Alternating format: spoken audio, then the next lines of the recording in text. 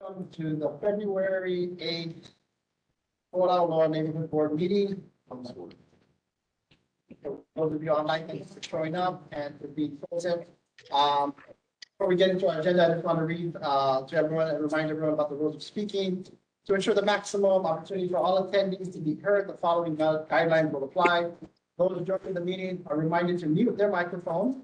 Anyone wishing to speak is asked to type their question in the chat box or raise their hand using the raise hand function in the online meeting platform, which is indicated by a hand, or unmute yourself at the appropriate time as indicated by the chair. In accessing the meeting using your phone and have a comment, indicate this by pressing the symbol *9. This will show the moderator that the person calling for the number wishes to speak. For you to unmute your phone, please press *6. Please wait until recognized by the chair to begin. Comments, concerns, or questions shall be 2 minutes or less. Again, please make sure that for all attendees to have the opportunity to hear the presentation, please place your device on mute unless you like to speak. When you're recognized by the chair, note the board may take any action on any agenda item as required by the state sunshine law, HRS 92. Specific issues not noted on this agenda cannot be voted on unless added to said agenda. A 2/3 vote, 6 of this 11-member board is to add an item to the agenda. Items may not be added if there are major improvements and will affect a significant number of people. With that, we will start into our agenda with our city and state monthly reports, starting with HFE. If you are here online, please proceed with your report. Hello, everybody. Can everybody hear me? Yes. Okay, perfect. My name is Firefighter 3 Regan Downey, and I am reporting for the month of January. We had 1 structure fire, 3 nuisance fires, 1 cooking fire, 3 activated alarms. As far as emergencies, we had 41 medical emergencies, 3 motor vehicle crashes, 1 mountain rescue, 1 ocean rescue, and 2 hazardous materials incidents. The fire and safety tip for this month is don't stall, call 911. Call 911 right away when there is an emergency. Once the operator is on the line, speak clearly and provide an accurate description of the type of emergency and the location. Remain calm. The operator may ask for additional information or provide instructions. If you find yourself in a spot where you do not have good reception for voice communication, examples in an elevator or hiking, you can text your emergency to 911. If you don't know the passcode to unlock a cell phone, you can also push the emergency button to unlock it and call 911. And that's it. Okay, thank you very much. Do I have questions from board members in person? Let's go ahead. I have a question. The hazardous, he mentioned there were 2 hazardous incidents with hazardous material. Yes. Can you tell us a little more about that? You know, I'm going to have to go do the research. If it happened on another watch or at another station, again, we are reporting for station Ka'ava station as well as Kahuku station in addition to Aula. So I'm going to have to go and research and I'll get back to you on that one. Mahalo. Any questions from board members in person? Okay, hearing and seeing none. Do we have any questions from board members online? Okay, thank you. I'll go to members of the public in person. Any questions for the Honolulu Fire Department? Okay, any questions from community members online? I don't see anyone, so thank you very much, HFP. We'll see you next month. Aloha. Aloha. With that, we'll move on to the Honolulu Police Department. Christine? Aloha.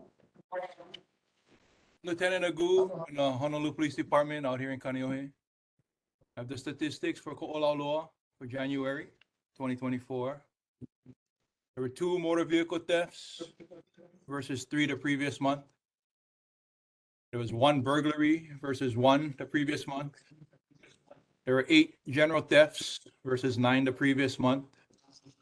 There was 7 UEMVs or car break-ins versus none the previous month. And there was 1 robbery reported versus 1 the previous month. And that's the stats I have for now, and I'll take any questions if you have. Okay, questions from board members in person? All right, questions from board members online? Okay, thank you. Questions from members of the public in person? Okay, please come forward. You have the mic on that table. Just go by the table. Where? Right now. Yeah, the mic. Oh, get your hat. Get your hat. Oh, this is fancy. You talked about robberies. Do you know where the robberies occurred? What district, what Ahapua'a? If we're reporting on olauloa area for this board meeting, district-wide, that information is available on our public website, honolulupd.org. And go to crime mapping, and they have like little drop pins where it happened. They're not going to give much more information other than it occurred, roughly the time element. Sometimes they will give if there's suspect information, but that would also be like linked to Crime Stoppers and things like that. So I'm sorry, I couldn't tell you exactly where and when it happened, but it is available on the public website. Yeah. Okay, thank you. Any other questions from members of the public in person? Okay, we'll go to online. Do we have any questions for HPD, members of the public online? Casey, I see your hand up. Can you proceed with your question, Casey? It's just a quick, I'm sure everybody in this olauloa would also like to extend their sincere hopes for a speedy recovery for Corporal Nakia Newton after that terrible attack last February. And we all saw the trial results. So if you could pass that on, I'm sure everyone would agree with that. Thank you. Thank you. Appreciate it. Okay, thank you. Any other questions from members of the public online? Okay, hearing and seeing none, thank you very much. HPD, we'll see you next month. Aloha. Aloha. Okay, moving on to our agenda, United States Army. Third person, please proceed. Thank you. Good evening. I'm Sergeant First Class Timothy Gray, representing the DSB and USAG Hawaii. I want to let you know February's job fair is happening on the Heliamano Military Reservation Youth Center, starting at 8 a.m. and ending at 2 p.m. on the 20th of February. It's open to the public. There's job offerings and provisional hiring that day at the job fair. You can also apply in advance by going to www.himwr.com. Walk-ins are welcome. If you'd like to walk in, make sure you bring 2 references, proof of ID, social security card, resume, and application. Also, the U.S. Army Garrison published the February training advisory for Oahu on the 31st of January. That's online. If you'd like to, you can call the community concern line for any questions or to be added to the distribution line list. That phone number is 808-787-1528. The highlights, though, are that here in February, the Army in Hawaii will continue training in the East Range area with Ranger and Jungle tactics, including small arms blank fire, all the way until the 16th, just during the day, though. They're going to have aviation training happening until the 9th. Starts about midnight and is going until noon. On the mornings of the 13th and the 15th, they're going to also be doing some aviation training. Now on Schofield Barracks, there's going to be some multi-purpose range complex live fire exercises happening. That'll include artillery and mortars all the way till the 18th from 6 a.m. till midnight. And then artillery and mortar live fire happening on the 14th to the 15th and the 26th to the 29th from 5 a.m. till 8:30 p.m. Once again, that community concern line or to be added to the distro list, if you'd like, is 808-787-1528. Those are the announcements I have. Happy to take any questions.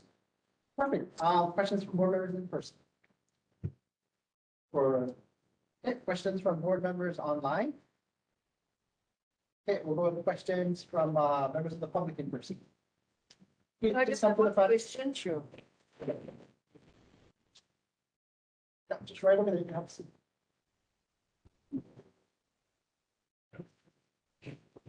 Hi, my name's Nerania Tikala. And my question is, would it be possible, or first of all, does the military have a road like cutting across to Everway or around the Moka toward Kaneohe? That maybe if could solve our problems of the road on the, the highway? I mean, it's worth asking. Okay, if we could possibly, if the military could possibly open up, if they do have roads around the Moka and connecting or to the sides of Moka side of every township, so that in times of need, when, because we're facing all this erosion and that, perhaps, we could access some of that property for the roads. Okay, if I understand correctly, you're wanting to ask if there's alternate routes, alternate roads that the Yes, military, that the army uses has now. access to that we could provide to the community as alternates for, say, the highway if it get washed out or something like that? Yes. I don't have the answer to that specifically right now, but I've written the question down. I'll ask the people that do have those answers and I can report back next month. Thank you so much. Certainly. Okay, thank you. Any other questions from members of the public in person?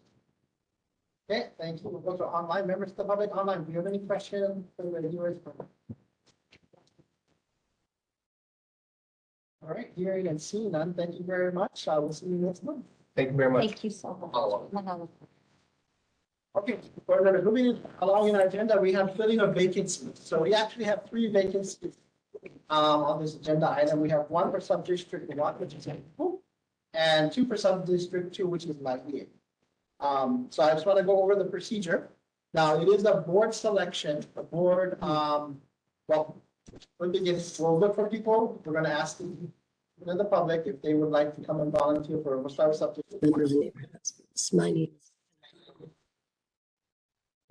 And then they will make themselves known to the board. They can introduce themselves. We'll give them some time to speak. Maybe we can ask them questions for whomever would like to apply.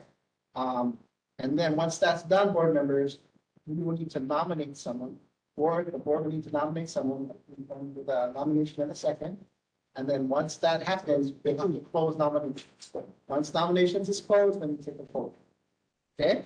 We'll do that for Google and one space for Google and 1 for Lightyear. So with that said, is there anyone present that would like to fill the vacancy for sub-district 1 for Google? If so, please make yourself known. Oh, Okay, we have 1.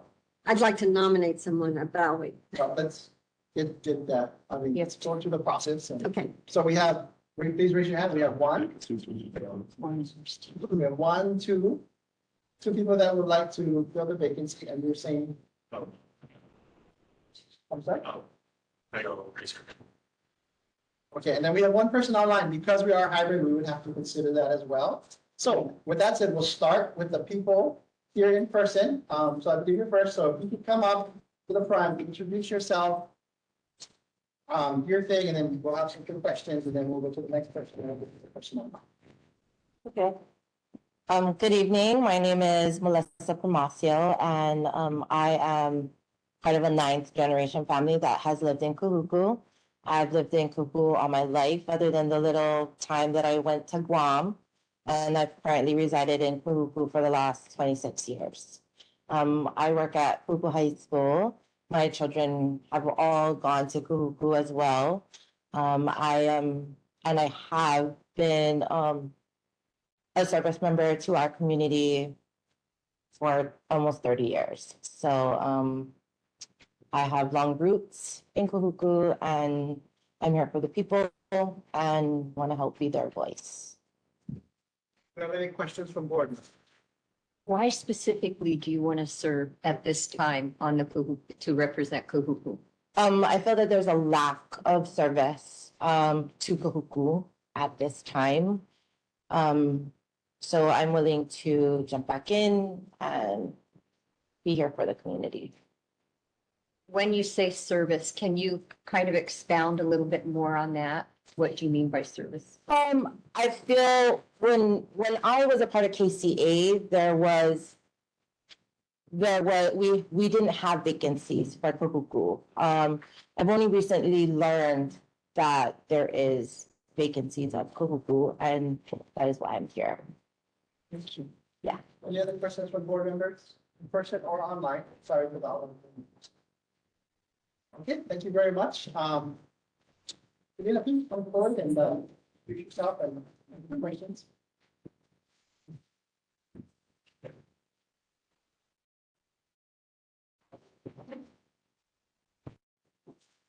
Aloha mai kākou. Aloha lele. My name is Atalina. I've been raised in Kuku ever since I was born. I am currently a community liaison and community health worker within Olauloa. I love to help with whatever resources that our community needs.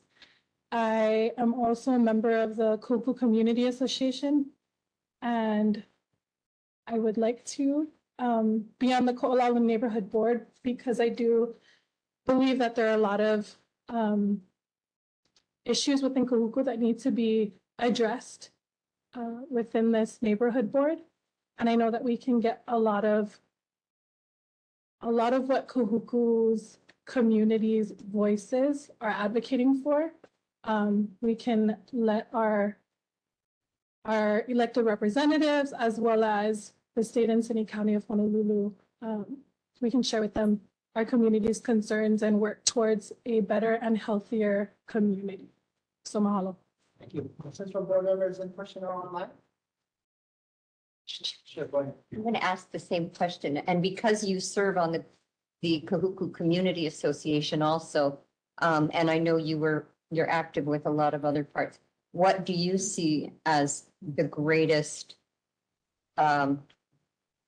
lack of services that Kahuku is providing? You know, what do you see your role in providing? So I see Kahuku as a gathering place for Ko'olaula. We have our high school, intermediate, a lot of the preschools that service the entire Ko'olaula are located in Kahuku. We have Kahuku Medical Center as well as our federally qualified health center, Ko'olaula Health Center, located in Kahuku. So making sure that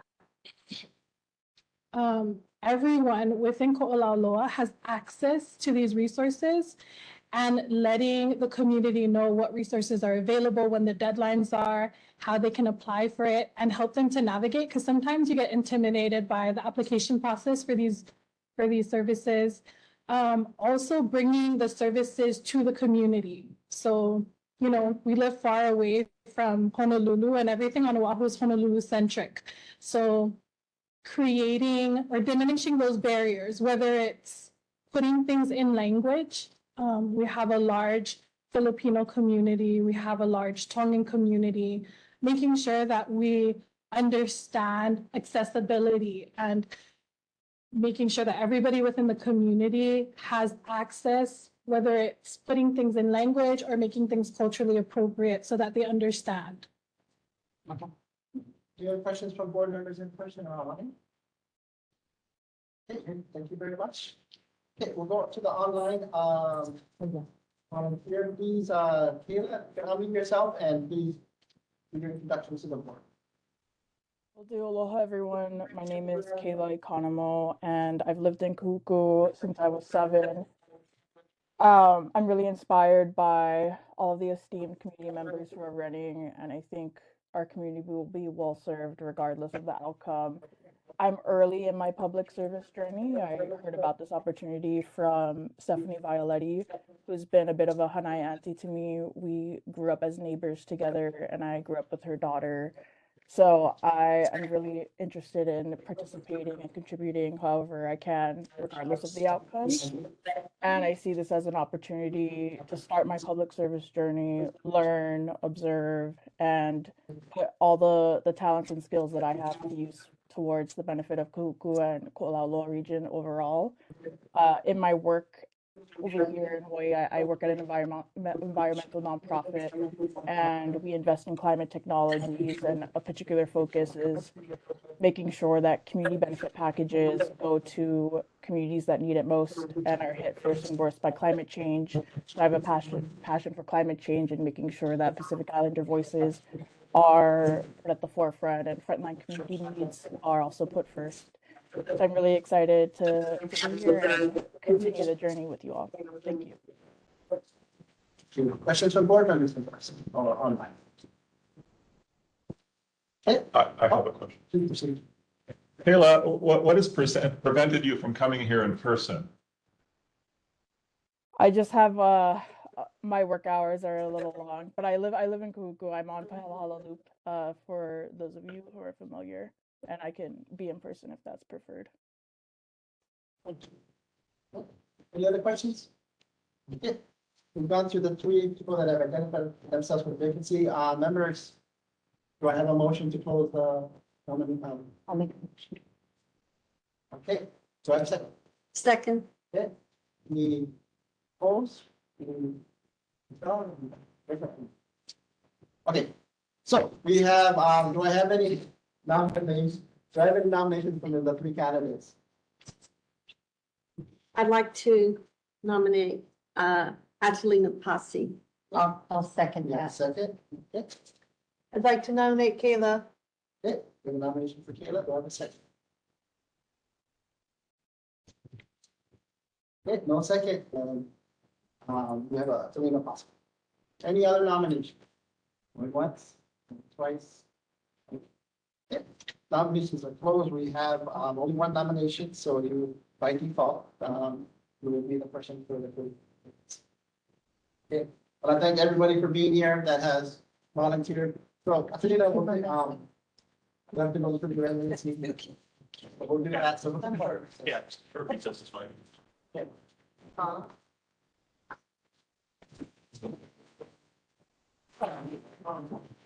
Thank you guys for volunteering. We appreciate you coming out. It's not easy to do something like this. We appreciate it. Nope.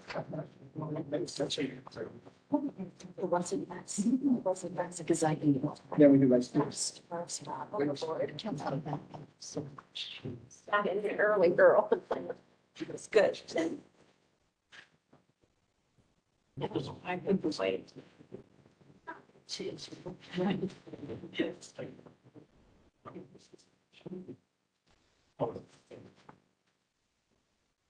I think it's just. So So I think. I'm confused. I got two vacancies for Kahuku. Only one? There were two for LA, yeah, there's two. Are there, so we get three in Laie? Yeah, it's based on population. It's based on population. Oh, okay. Okay, board members. Yeah, I live. This side of the room. Come on down. Come down. Do we need to scoot down at all? I got.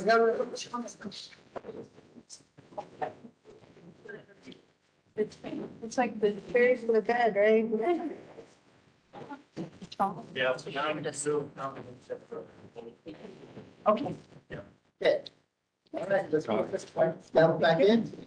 Okay, moving forward in our agenda, we're going to sub-district two, we have two vacancies.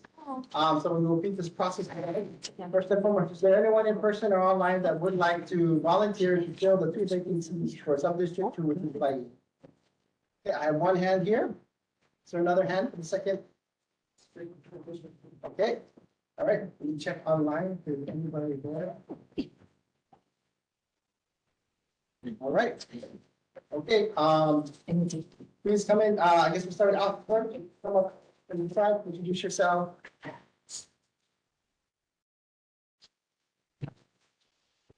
Aloha and good evening. My name is Alfred Lee. I currently reside in Laie. My wife was born in Kahuku, raised in Laie. I'm actually from California. My wife's family has been in Laie since 1955. And we have 4 children. 2 have already graduated from Kahuku High School. 1 is a senior now, will graduate in May. And then our youngest is a freshman, also at Kahuku. My background is in cybersecurity. I worked in cybersecurity for over 20 years. I am currently retired. So I have a lot of time on my hands. I feel that problem solving is something that I learned a lot during my work and career. And I see that there are a lot of issues that may impact our Ko'olau neighborhood, that we might not have a voice, or things are going on at certain levels of government that we don't know about, at least I don't know about as a regular citizen. And I feel that I'd like to give back and help out and serve in any way that I can. Yeah, so open to any question. Questions from board members in person? Questions from board members online? Thank you. We'll move to the next volunteer.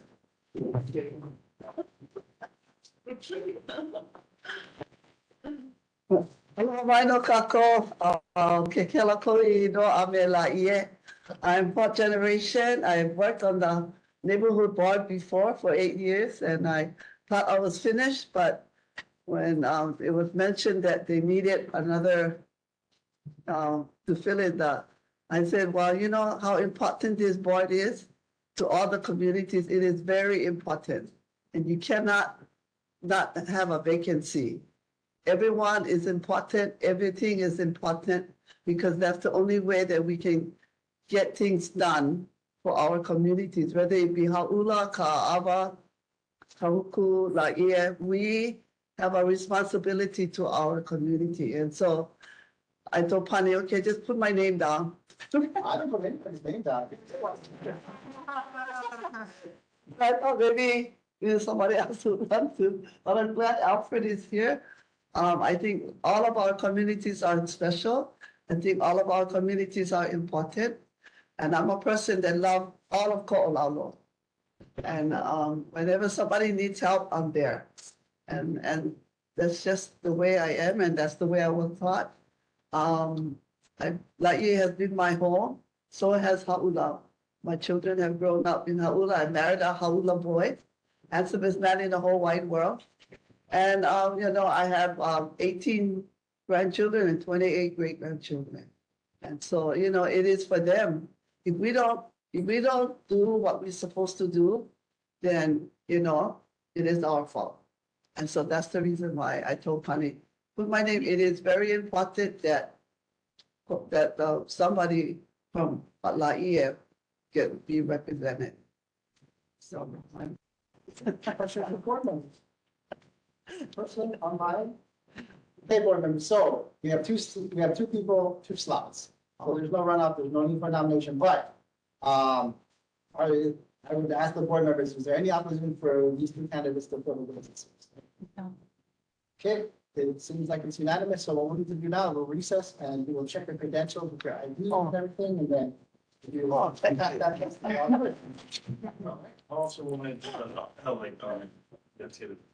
Oh, and he has to swear you guys in as well. So. Absolutely, it has to be. Also, I'll leave a comment.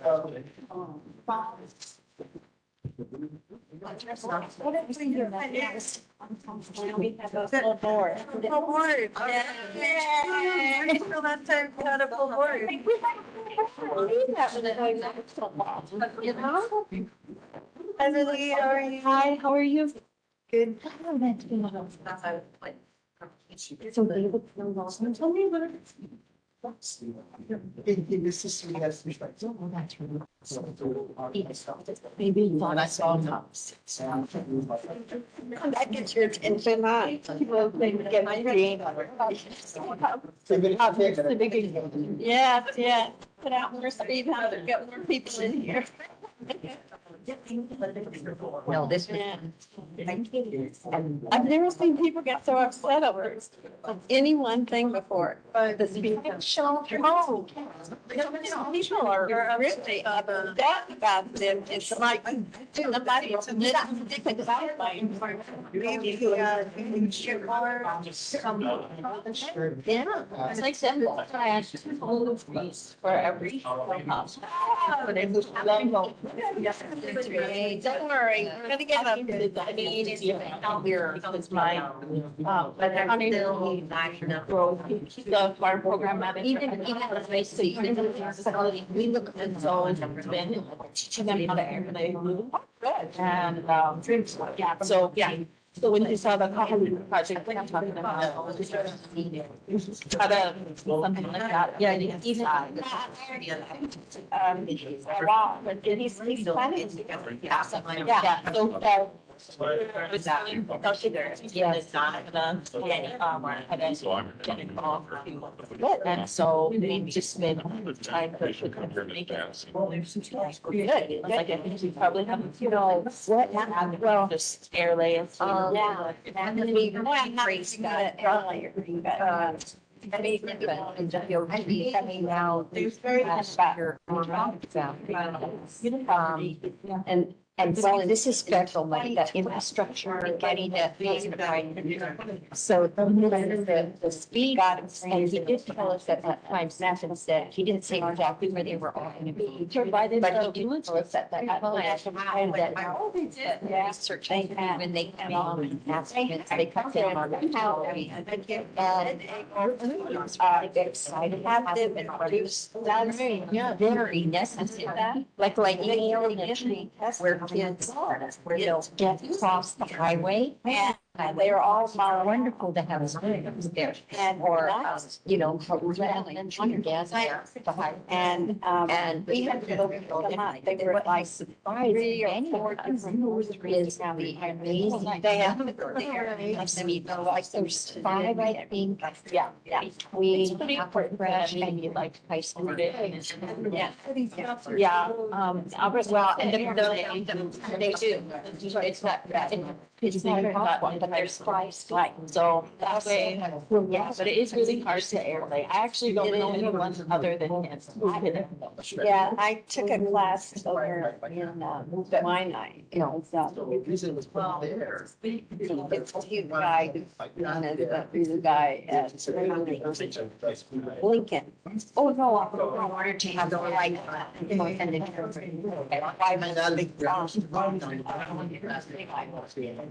So that means that entire stretch has to be 35. So that's why.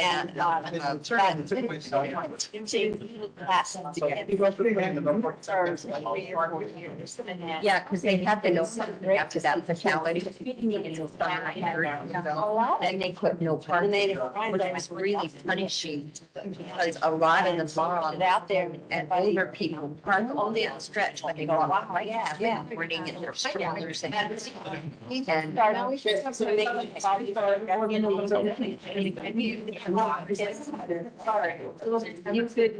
make the community. Yeah, I totally hire this. Okay, I'll get it on. Mar, makes flour. Yeah. But they can reactivate that. And got assistantly that makes it became the people that they could often stuff on me. I know. On twins that they were born. So it's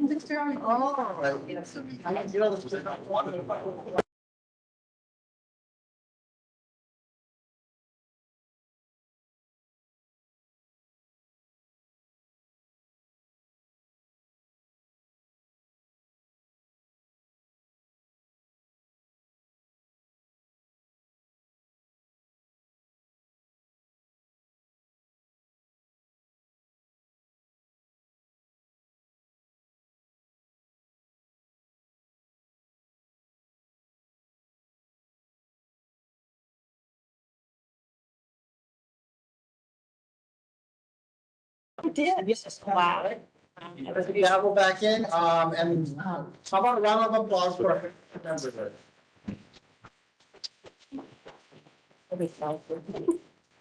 Right, so like, our agenda, we'll move to the reports, so Pat from Mayor Alfangiari's administration, please proceed. I know you have a lot of follow-up answers for us. Thank you.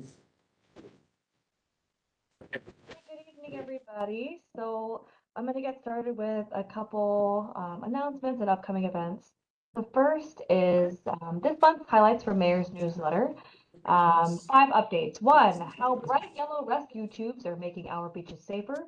2, first responders jump into action during an emergency at January City Council hearing. 3, Kahuku community meets to discuss a new swimming pool and recreation center. 4, an authentic hula show prepares to debut at the Waikiki Shell. And 5, a new sculpture is unveiled at Honolulu's Inha Park. I'll drop a link in the chat to the mayor's newsletter, and other highlights can be read there. The second update is, for the first time, the Honolulu Zoo has been nominated as a candidate for the best zoo in America in 2024 by USA Today 10 Best Readers' Choice Awards. So a panel of industry experts and editors selected Honolulu as one of America's top 20 zoos to be in the running for best zoo in the country. And there is a voting period of 28 days, which will determine which zoo will be in the top 10. Voting has started, and you can vote once a day, every day, until March 4th, when the voting period ends. And so I'll drop a link in the chat to where you can vote online. Third, the Neighborhood Commission Office is hiring neighborhood board assistants to engage in public awareness for community support. Neighborhood assistants help to coordinate with neighborhood board chairs and produce written reports to members of the public. Please send your resume at nco@honolulu.gov or call the NCO at 768-3710, and I'll drop that information into the chat box. Okay, from last month, I have 4 departmental issues that I will follow up on, and then after that, I can take new questions for next month's reporting. The first issue asked about who has ownership of the portion of Kamehameha Highway in front of Kualoa Ranch and Malai Kahana. The Department of Transportation Services reports that Kamehameha Highway is under the state's jurisdiction, so they recommended referring that to the DOT. The second issue was vacation rentals. How many vacation rentals have been closed down in Olauloa? DPP reports. During the period from January 1, 2023 to December 31, 2023, DPP's short-term rental enforcement branch issued 193 notices of violation for illegal short-term rentals in the Olauloa area. Our investigators are actively monitoring the area for any complaints or advertisements. The third issue was also for DPP. There was a lawsuit that stopped enforcement of the 90-day rent exemption. Is it back to 30 days? Do you have more information? DPP reports. The U.S. District Court for the District of Hawaii issued a decision on December 21st, 2023 regarding the case in question. The judge granted a permanent injunction limiting the DPP from enforcing or implementing the 30 to 89-day minimum rental requirement outlined in Ordinance 22-7. However, it's important to note that the DPP's short-term rental enforcement branch will still continue to enforce the 30-day minimum requirement for vacation rentals that are not located in eligible zones or otherwise properly registered with the DPP. Issue 4, also for DPP, regarding the Kahuku Marconi Point property. DPP reports that the investigation is ongoing, so at this time they cannot provide any updates. And finally, the last issue was for our friends at DPP. The community raised concerns about the fines issued for DPP are too low to actually deter violations on multi-million-dollar vacation homes and gated homes. DPP reports that the fines are set by the city ordinance. Each violation can be fined up to $10,000 per violation. If the community wants to increase that amount of the fine, we recommend they see their council member. So those were the 5 updates that I have from last month. Happy to answer any questions you may have. Okay, do I have a question from board members in person? Now, for the board members, you can ask any question you want. And they'll probably have an answer or get back to us next month with an answer, but it's open. Any questions? We have board members on. Somebody asked. Yeah, I saw a question on the Lucy. Yeah, so let's move to, board, members of the, oh, sorry, we do have a question from board member Lee. Sorry, I was wondering if anybody had asked why we have so many speed humps between Laie, I wasn't here the last meeting, between Laie and Kahuku. Can you hear that? Yes. Pat, did you hear the question? Why are there so many speed humps between, sorry, Laie and Koku? Yes. Yes, Actually, pretty sure there's like 7. DTS. Yeah, there's 7. I counted. Yeah, there's 5 and then 2 by the school. 2 by the school, I understand. yeah, That, elementary, yes. And the elementary, yeah, they're important, and the park, Yes. yeah, where they should be. there's 7, there's What 7. was your answer? You're gonna check with BTS? I'll check with DTS, but note that Kamehameha Highway is under the state's jurisdiction, so I would recommend that for the state rep as well. What do you think? To Steve. it's under It's the state's DOT. jurisdiction, but since you have DTS, I'm wondering, there has been a lot of discussion about speed bumps. Is there any plans on the part of the city or the state, I'll ask the state, to come back in a year and in 2 years to report statistics on reduced deaths, injuries, and so that people can really understand the benefits of this? I'll ask DTS that. I'm sure, maybe not Cam Highway, but just generally, are they planning on providing reports on the efficacy of the speed bumps? Got it. Thank you. Any other questions from board members? Board Member Foster. I was wondering if there are any more funds left for the rent and utility relief program. I don't know the answer to that offhand, but I will get back to you. Thank you. My question is, maybe I'm asking the wrong, but how long more is that bridge gonna take in Hauula? It's a state. Okay, is that DOT? Yeah. Which is our, I think that's, yeah.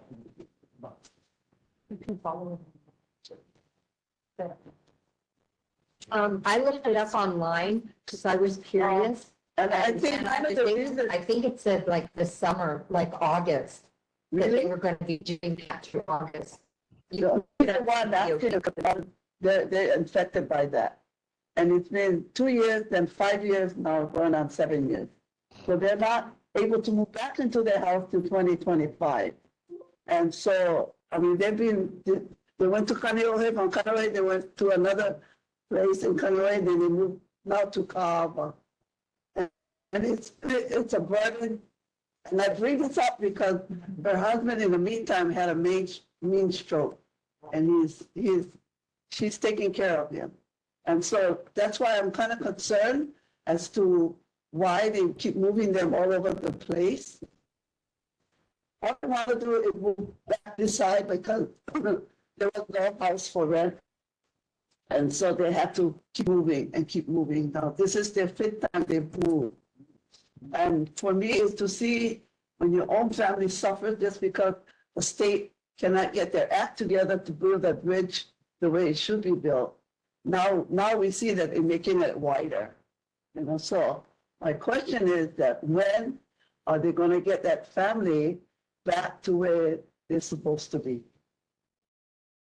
And yes, they're paying their rent, but they still have to pay their mortgage. Understood. I'll ask for a request on the Ho'ola Bridge repair updates. Thank you. Whether there's any timeline. Thank you. Any questions for board members? First of all. Okay. Sorry, last question. The 13th Festival of Pacific Arts and Culture is coming up, and it's the first time that they're hosting it in Hawaii. I was just wondering, what is the role of your office and the festival? Sorry, what is the name of the festival? The 13th annual? The Festival of Pacific Arts and Culture. They do that every 4 years. In Hawaii. That cool part, that one. Yep. The canoes cat, they're all. No, this is one that only happens once every 10 years. Yes. Yes, It's really special. this is That cool part, second one? No. Oh, it's not, okay. Over the opening, they're having the va'as come from Olauloa. Pat, do you have information on The that? Office of Culture and the Arts, what the city's role, if any, is in the Festival of Pacific Arts and Culture. And I will report back next week. Or next month. Any other board members? Okay. All right, online for board member questions. Okay, well, questions from the public, members of the public. Okay, please, one at a time, come forward to the table, please. Really fast.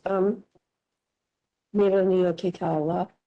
I just wanted to know if, and I'm not sure if I'm asking the right person or whether I should address the board on this, but is it possible to get someone from the DOT to show up here at this meeting so that they can explain to us what's happening? Because I've heard that this Haula project, there are like 5 bridges that they're going to be realigning or whatever.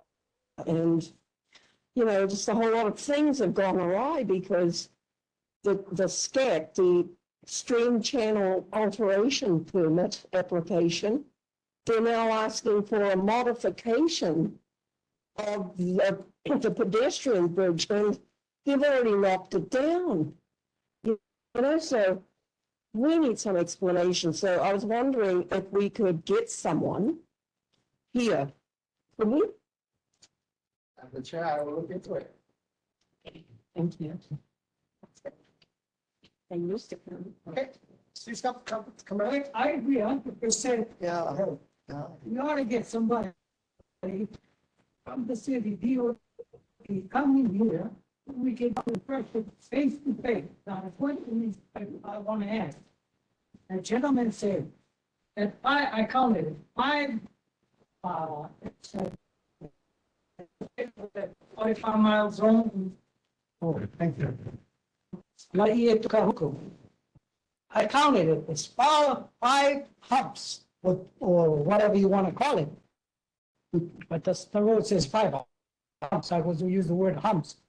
Now, when they decided to put that in, did they consult anybody from Laie and Kahuku that we're gonna do it?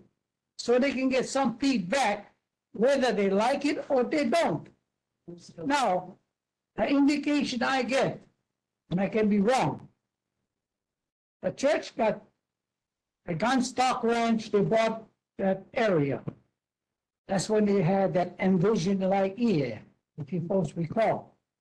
Now, the only thing they got permission to do is to build 200 homes in that area. The feeling I get is they put the bumps in first, and then they start building. When they finish building, the humps is in there, you cannot go no 45 miles no more. They have it there, they have it in Olauloa. We asked to put a crosswalk from the pavilion in Haula, a pavilion to 7-Eleven. Can you condense your question, please? Well, I'm coming to it. I need you to condense it, not context. Why are they taking so long? Okay, yeah, that's your question. The crosswalk from the pavilion to 7-Eleven. How come it's taking so long? The lady's not here, but she brought it up before, a few meetings ago. I believe you mentioned that, and I believe. Yeah, I did, and she did. State Senator Rep was supposed to report this month, so we could wait until she reports. Maybe there's an answer for you there. Well, I guess till the cows come home, huh? Okay, Pat, did you get that question? The crosswalk from the 7-Eleven to Pavilion and timeline. Got it. Yep. Sounds like.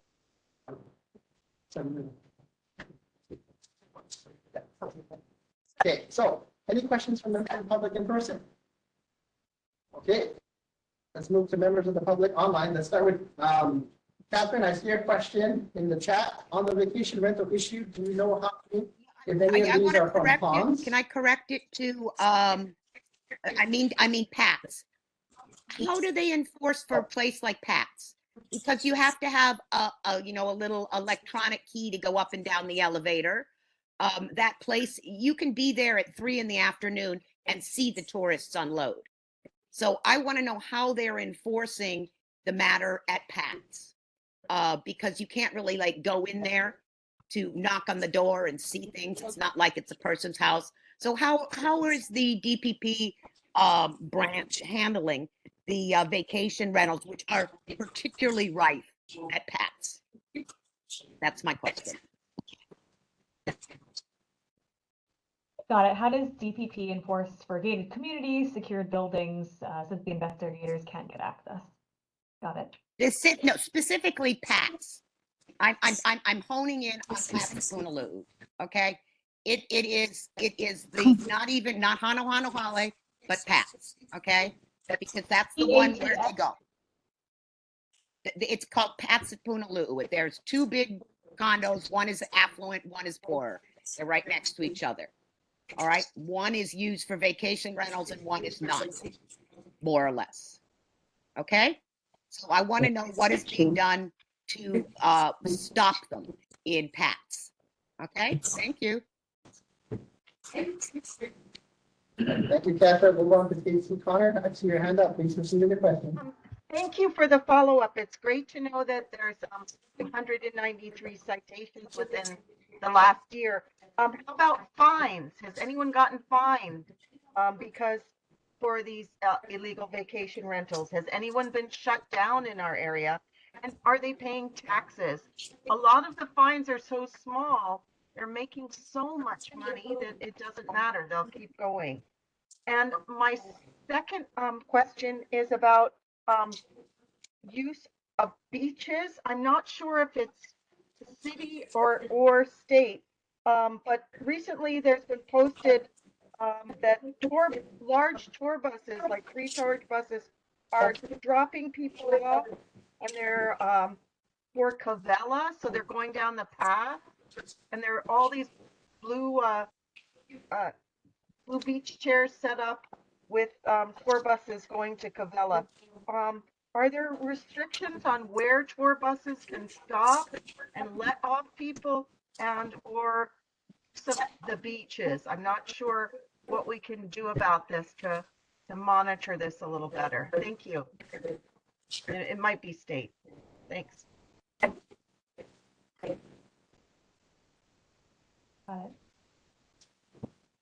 Any response? I'm sorry. I'll have to check. Cabela Bay, I think, depending upon what part, it might be city or state. So I'll check on the city side at least.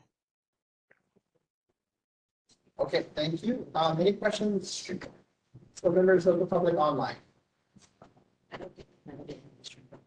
Okay, hearing and seeing none. Thank you very much, Kat. Oh, Can I have a follow-up question? okay, Kat, we have one question from board member, please. Hi, if you wouldn't mind the previous question about plots at Punaluu, would it be possible to, or is it possible for us to know how many vacation rentals are permitted in a specific location? If we're able to know how many authorized or permitted vacation rentals are there, that might help to explain that type of traffic, or at least bring some understanding to our community. Thank you so much. I'll ask the question specifically to Pat and then also as to olauloa as a region. Okay, any other questions from the board? All right, thank you, Kat. We'll move on with our agenda. We'll see you next time. Okay, next we have Council Member Wire, or any staffers that are here online. You make yourself known at this time and proceed with the report. I'm not seeing anyone online, so we'll move forward in the agenda and see if someone comes out. Okay, so moving forward, we will go to U.S. South Representative Jill Tokuda. I believe I saw Kendra on here. Kendra, can you please proceed with your report? Thank you. Hi, good evening, everybody. Let's see, short report today. I apologize. We're still working on our written report for February, so we'll be sure to share that with the board when it's ready. some of the things that have happened in the last few weeks on the federal level. You're probably aware, Congress managed to avert another government shutdown until early March. So we will see what happens. I believe March 1st was the first day where, the milestone where they need to pass either a budget or another continuing resolution. Congress also recently, or the House actually had passed a tax package over to the Senate. And Representative Tokuda is going to be here for the last couple of weeks of February. She actually just flew back today directly to Maui for the 6-month anniversary of the Maui fires. There's a ceremony going on over there in Lahaina tonight. And we're starting up town halls again. So this month, starting with Maui and Kauai and working on planning more soon across the district. And lastly, just wanted to put a plug in, kind of an early plug in for the Congressional Art Competition. It's a really fun event, and for students who want to submit pieces of art, the winner's art gets displayed in the U.S. Capitol for a year. We're still working on all of the deadlines for that, but we just wanted to put a plug in for that for students and for anyone who might know teachers to spread the word so that we can start early. Usually the art needs to be submitted to us by about mid-April. And that concludes my report. Thank you. Question report.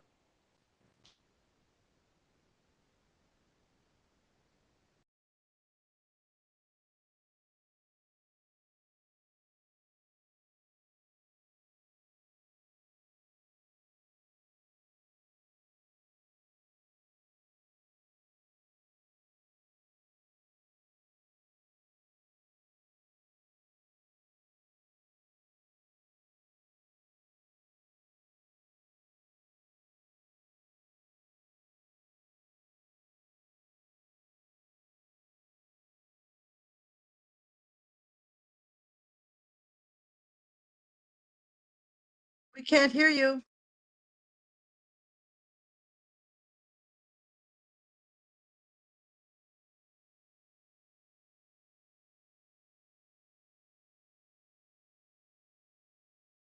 We don't have any sound.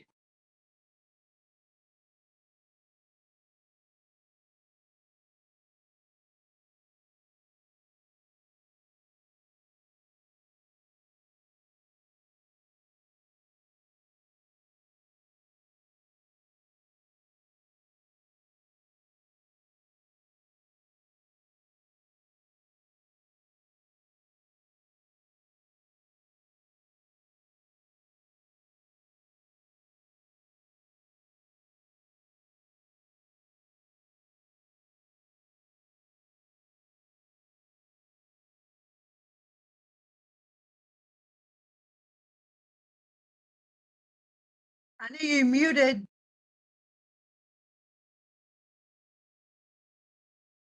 Sorry, can people hear me? I can't hear, I could hear some people, but not everyone, but I see the question in the chat. Okay, aloha, everyone. Oh, there we There's a go. little bit technical difficulties on the in-house system over here, but I'm using my computer so we can talk. The question to you, Kendra, is Rep. Tokuda's town hall going to be anywhere in the North Shore area on this side of the island? We're still working on other town halls. So far, we only have town halls scheduled on Maui and Kauai this month. But we'll definitely keep everyone posted and spread the word early when we get more town halls scheduled. Okay, perfect. Thank you. Thank you. What was the answer? Apparently it's on Maui and Kauai. Maui, Yeah, so when they have the next one, they'll let us know. Okay, Councilman. How is how is Jill's, Congresswoman Takuta's legislation coming along with the Affordable Connectivity Program? I don't think it has moved anywhere yet, but I will double check, to see if anything has moved. I know she has signed on to legislation and, letters urging for more funding, to continue ACP. I'll get an answer on that. And I just wanted to add that in Ko'olauloa, Nurture Cultivate Inc. has about 1,500 community members for the Affordable Connectivity Program. And this provides $30 off monthly internet for low-income families. And it's been such a big help for families because some are on the basic plan and it covers their whole internet. So they've been having free internet for the entire time that the ACP program has been going on. So just to add to the efforts, that this would mean a lot for Ko'olauloa. Mahalo. Thank you. Okay, going over. Okay, my question is Rep. Takuta has put in for an earmark for Ko'olauloa Community Resilience Hub. And I just wondered, what is the situation?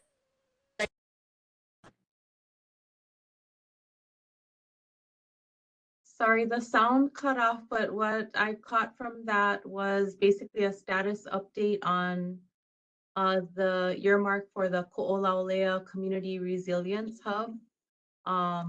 So hopefully I got that right. I will also double check on that. I don't believe that that has progressed either, but I will double check and get an answer. Thank you. Person. Okay, we'll move to members of the public in person. If you have a question, please come up to the front and leave the mic. This is for Congresswoman Jill Takuta. Calm down.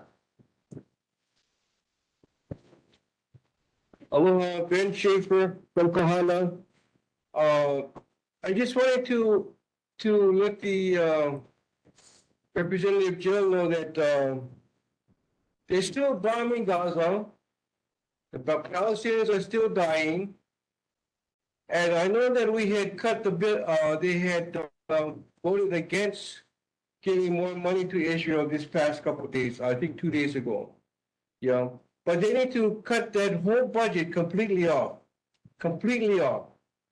because we've been whitewashed, we have been lied to for years and years, and only now we're catching on to what really is going on.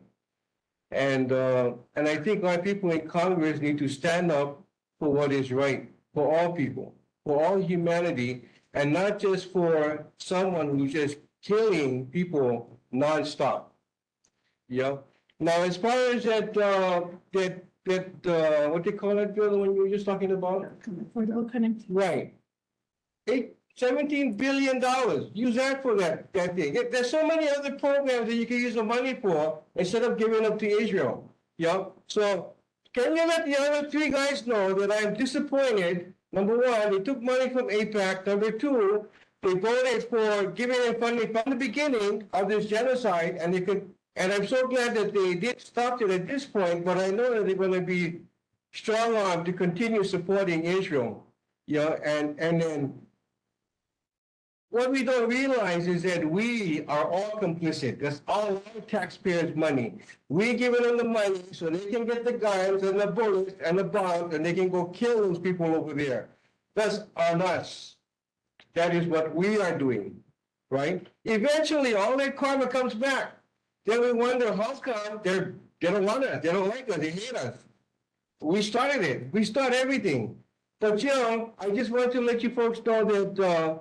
That the people are catching on to how Washington works, how the international part works, and we want to have it changed. Thank you.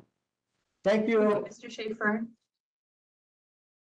Any other questions from members of the public in person? Okay, we'll go to members of the public online. Casey, I see your hand up. Do you have a question? If so, please proceed.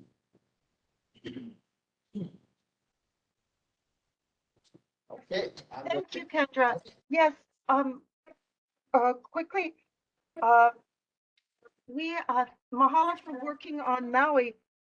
We had talked about before, Jill had been tracking what kinds of money goes to rural areas like Olauloa. In the past, there've been many grants, for instance, for Hawaiian education, and this area gets almost none of it. So in the past, before the tragedy in Maui, she was starting to look into that. And I didn't know if you had staff to do that again, because many projects we don't believe we're getting that we should get.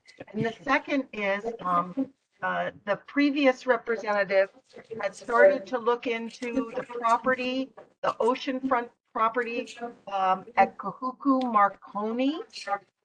Marconi is a historic, it was a historic property. It's also ag land. It's also where the albatross nest, and we have endangered species.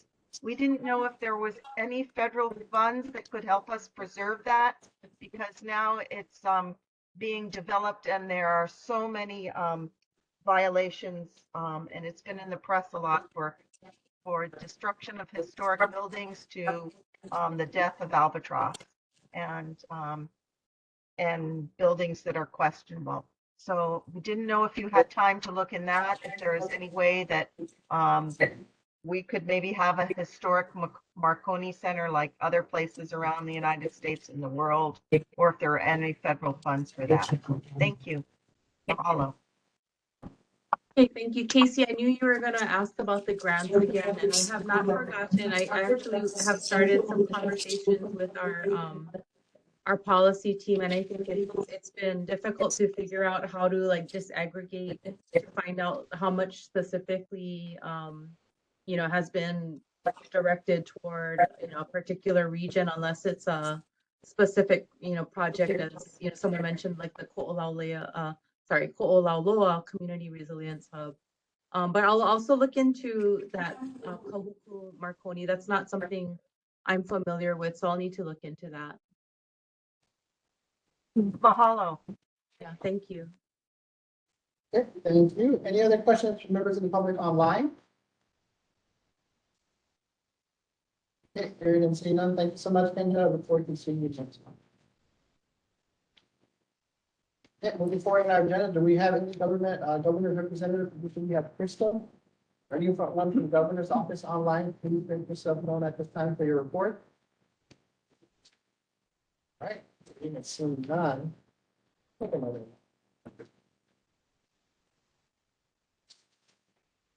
move forward in our agenda.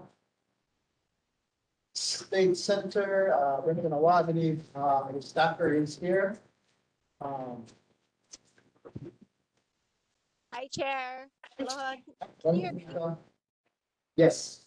Okay. Hi, Chair, board members. Samantha DeCourt here for Senator Brenton Awa. Okay. Perfect. I just wanted to make sure you can hear. So first of all, Senator, just wanted to thank everyone who submitted testimony for Senate Bill 2617, preventing foreigners from purchasing property here in Hawaii.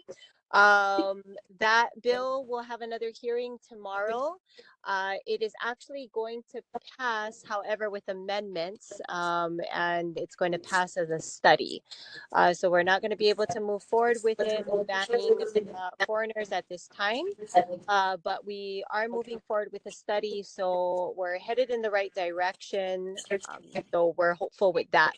And then also, with regards to the speed humps on Cam Highway, speed hump requests come through different forms. Some of it can come through community organizations. It can come from just community members. DOT has a public website that people can go and request speed humps, speed tables, signs. But how that process works, just so everyone knows, is that DOT actually has to do a study with all of the requests that come in. So when they do get a request on speed humps, they have to do a study on what kind of accidents were there, if there were any fatalities, car accidents, pedestrian accidents. So that study has to show that the the speed hump or whatever the request is justified. And so uh, and yeah, so that's with the speed humps, and then also with Waihole Bridge. I mean, not Hauula Bridge. That's expected to be completed next year in 2025, actually. There's been multiple delays, and Senator Wise really frustrated with that. We've had many conversations with DOT, a lot of things into factor. It could be the weather, it could be, yeah, things like that that can push it back.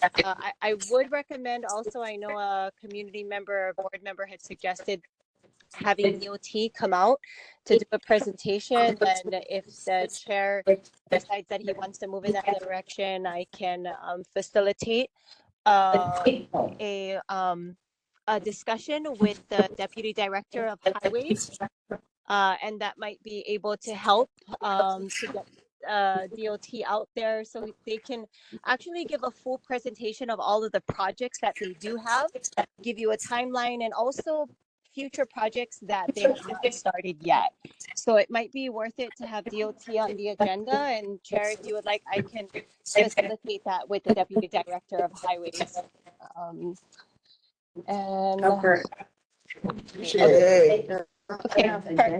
perfect. I'll get in touch with them tomorrow. Other than that, I believe that's all the report I have for right now. We're in our legislative session, so we're spending about 12, 15-hour days at the Capitol. But I'm open for any questions if anybody has any questions or comments. Sorry, quick report. Perfect. So before we get, I just want to, you had mentioned, I believe from the last meetings, you were working on the crosswalk in Aula. Do you have an update for us on that? There was questions from the. Yeah, that was we did reach out to DOT a few weeks ago. So let me follow back up with them, and then I'll send you a email. Hopefully by tomorrow I'll get a response from them, but Chair, I can send you an update on that specifically. Okay, perfect. Thank you. We'll go to board members in person. Dottie, was there another hand up? Okay, then board member Fox answer, and then we'll go to the chat. And then. Okay. Aloha, Samantha. This is Dottie. I know I've mentioned this to Brenton before, but we recently had a FEMA RIC Direct Technical Assistance site visit last week. They were here in Hauula for 2 days. The community came out and we all shared our risk, our vulnerability in this area. I think it was very well received, but they did point out our challenges in writing a grant for our resilience hub. And the main challenge is BSEGs. And I believe I brought this up to Brenton before, and I've also brought it up to Rep. Quinlan, that we really need leadership at the state level, because the state sets a tone for building codes. They have a building code commission, and with the current building codes and the lack of any BSEGs, which is a building code, like a follow-up program, inspection program, to be sure that when people are permitted, they are actually building to those permit specifications. And this is all about resilient facilities and getting better at being resistant to climate change for everybody. And it saves money in the long run. So I really like for Brenton to look into that. And please call me if he has any questions about this. He can Google BSEGs online and get all the information in the world about it. We'd be happy to share more. Thank you. Okay, great. Thank you, Dottie. I'll remind Senator of your conversation with him and look into it. If we do have more questions, I'll contact you, which we probably will. So stand by on your phone. But before we move on to the next question, I do also want to share that Senator Owa did personally hand in the GIA request for the Hau'ula Resiliency Hub. And just to remind everyone that this is his #1 priority to get funding for the Hau'ula Resiliency Hub. And he has met with Senator Moriwaki about this. There were some tweaks that she had recommended for our application. So we did work with Dottie to make those changes and we resubmitted it. So we're pushing that forward on our end. Thank you very much. You're welcome. Aloha, Samantha. My name is Catalina. Tomorrow, Governor Josh Green is having the blessing of Kamalu Ko'olau Kauhale, and that's in Kaneohe. So it's a facility where, you already know, so it's to help prevent homelessness and to serve the houseless. However, that is far from Ko'olau Loa. We have a lot of newly homeless, houseless families that are now at Hula Beach Park, and we're just wondering, is there any way that we can get services closer to our community? Yeah, thank you for that. I know that Senator Wa has met with the new director, John Mizuno, and they are currently looking for land to place more kauhales. So if that's something that your community wants, there's land that's available, then please reach out to us. Right now, I don't know if they've identified any state property out in the Olauloa district, but I just wanted to pose that out there because this initiative just received $33 million to place kauhales throughout the state. So please reach out to our office if you folks know of property or if the community wants to get behind it, and we'll bring the right people into that discussion. Mahalo. Coming down. Sorry, we're playing musical microphones. I wanted to ask about the traffic study. So you mentioned before, and this may be cleared up when we're able to speak to DOT highway folks directly, but I was just wondering if they had shared if any of those traffic studies or traffic assessments were available online or available to the public at all? Yeah, that's a good question. I don't know, but I'll ask that. I'm curious to know that myself. So I will ask that tomorrow. Okay, thank you, Samantha. Thank you. Hi, Samantha. This is on a related note. I'm wondering if you could plant the seed with DOT that after a respectable period of time, they come back and report on the impact of the speed bumps or speed tables in terms of accidents, pedestrian deaths, pedestrian injuries, preferably by area. And it would actually be great if that was done by an independent entity. There's a lot of discussion about these. And so I think the community probably would be encouraged if it actually had an impact. I agree. Speed bumps have definitely been the topic of discussions for Olauloa Neighborhood Board.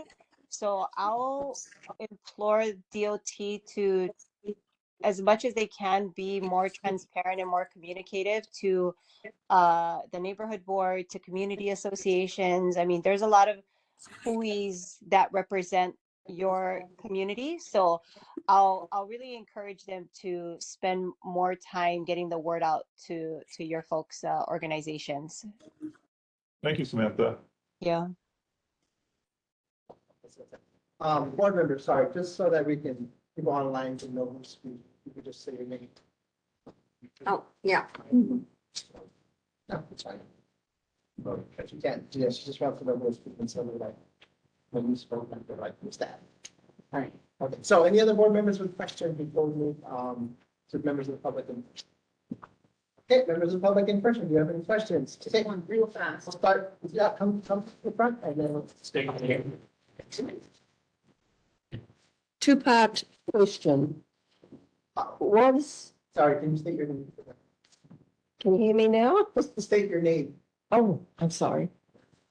Samantha, my name is Melania Kekaula, and I have a two-part question, really fast. Did the Senate give the blessing to the DOT, or did they get permission from the Senate to go ahead with all this road construction, those humps and everything? Did the initial go ahead come from the Senate? And if it did, then the Senate should be down here to explain as well. So just those two things, please. Okay, will do. Yeah, I think that will all be under the umbrella of the process of the speed humps and then also getting the reports, because I think if the reports are made public and available, then it should show possibly who made the request. So I agree. I'll include that in my request. Yes, thank you. And if the Senate was in on this complicit, then yes, they should be attending as well. That's Senator Awa. Thank you. Thank you. You, Ben, come on down. Come on down. Just name so everyone online can overspeak. Aloha, Ben Schaefer from Kahana, Samantha. Just a few comments on that foreign home bill. I'm so glad that somebody's doing something about it instead of just passing the buck down for the next 10 years and passing the buck down to until every house is $2 million. And we can't afford anything. And so sometimes you have to think out of the box to get things done. And I'm glad that we're working on that. And whether it is constitutional or not, we still need to make sure that our people have a home to stay in and not be homeless. And that's the other problem we have, because they can't afford it. The other one is Brendan has been very good on the term limit. I want to still see him push that term limit thing where everybody want to get two terms and finish. I think not being a Democrat, where you have to abide by, what is going in the legislature, even though the party says one thing, the legislatures, there's another rule, right? And so we're glad that he's pushing for that. And just to let you know that the Israel IDF, Israel Defense Force, many of the soldiers are dual citizenship. They claim from Israel and they also claim another country or another state. And so I've noticed that some of them have been going back to the mainland states and they have been terrorizing their citizens back at home. And I want to know what kind of laws we have or what kind of laws that we can create. So if they come to Hawaii because they are dual citizenship, that they should be charged for genocide for the thousands of people that they have killed. Can we put in legislation to do that next year round? Or at least a resolution for this year? Is a resolution too late already, Samantha?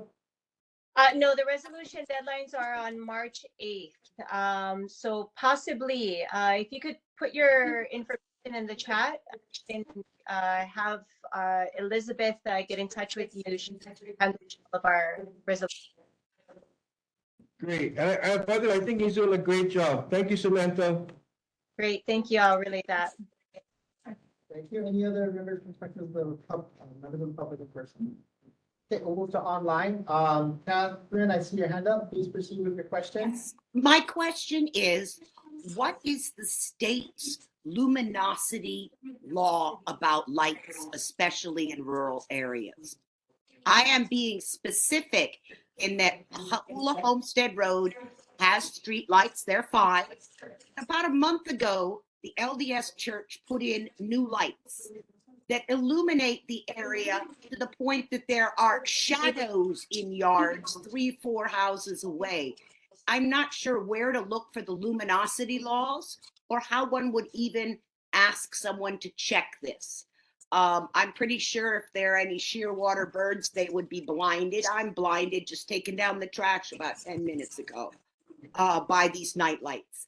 So that is a question I have for Brenton. And another question, how is it possible that I could have lived in a home for 25 years and own it, pay taxes on it, pay a mortgage on it, pay an electric bill, and yet when I go, I find out apparently, according to the DPP, I don't have an address. I'm working on rectifying this, but I'm still kind of mind boggled how you can be paying taxes and yet not have an address according to the I don't understand. It's one of those contradictions, like condos are a state allowed, situation, but the DPP doesn't recognize them because they're a county. I don't understand that either. So those are some questions. How can we work with the disconnect between county and state laws and regulation? And how can such an absurd thing as being told you don't have an address where you've been living and receiving mail, paying bills, taxes, and a mortgage exist? It's a stand-up comedy skit, actually. But please, I would like an answer. The luminosity is really bugging me, though. I had a lovely dark, and it's brighter than daylight out there right now. And I've gone to the church and said something to the person I could find, but most of the time it's locked up tight. So that's, I'd like to know what the regulations are and how one can enforce them. Thank you. Okay, thank you. I'll take that question regarding the like practice center for a while. With regards to the property address, I'm not sure if that's with the Bureau of Conveyance or with DPP, but I do know that the way they determine the street, so as example, if you're on a corner lot, right? If you're on a corner lot, is your street name going to be, ABC Street, or is it going to be 123? So I would probably refer that to DPP's office, but I can ask Senator Owa what his insight is on that. It doesn't make sense. How can you pay taxes and have your tax bill mailed to you, but the Department of Planning doesn't recognize me? Sorry, that's a disconnect. And I would like him to work on rectifying it then, please. It's absurd. I'm going to do my best, but it's the most ridiculous thing I've heard this year. Thank you. Yeah, I agree. Thank you. I'll take that to Senator Owa. Thank you. So Board Member Matangi has some insight into the church thing with the luminosity, so please proceed. Thank you. I followed up with a church leader, and he understands, and they have put a work order into their facilities maintenance, and they have been told that that should be resolved by March, early March, but we understand completely. Safety was, the old lights were really dim, and so they put the new ones in, and they're working on fixing it. So we apologize and greatly appreciate the patience, and they are working on it. Thank you very much. All right, what problem solved? We'll see. I can't do a thing about the speed bump. Okay, any other questions from members of the public online? I see Ella had a comment. In the chat, it says, so Haula requested to lower our speed limit on Camp Highway to 25 miles per hour. And also requested a crosswalk between the Beach Park entrance and Haula and 7-Eleven across the street. The result is that all of the communities around us got speed humps. I think DOT hates us. I'm not sure if that's correct, but if we follow up, I guess, on those things. I will follow up. Okay, thank you. And with that, Casey Connor, I see your hand up. Please Yes, thank you also for Brenton and his bill on foreign ownership, helping housing. One of the news media is reporting that though you can't ban foreigners from owning, you can ban foreigners from owning farmland, and you can ban foreigners from owning near military bases. I didn't know if he could consider that or look into that, those two things, because we have a lot of farmland and we have a lot of military bases. So that might help.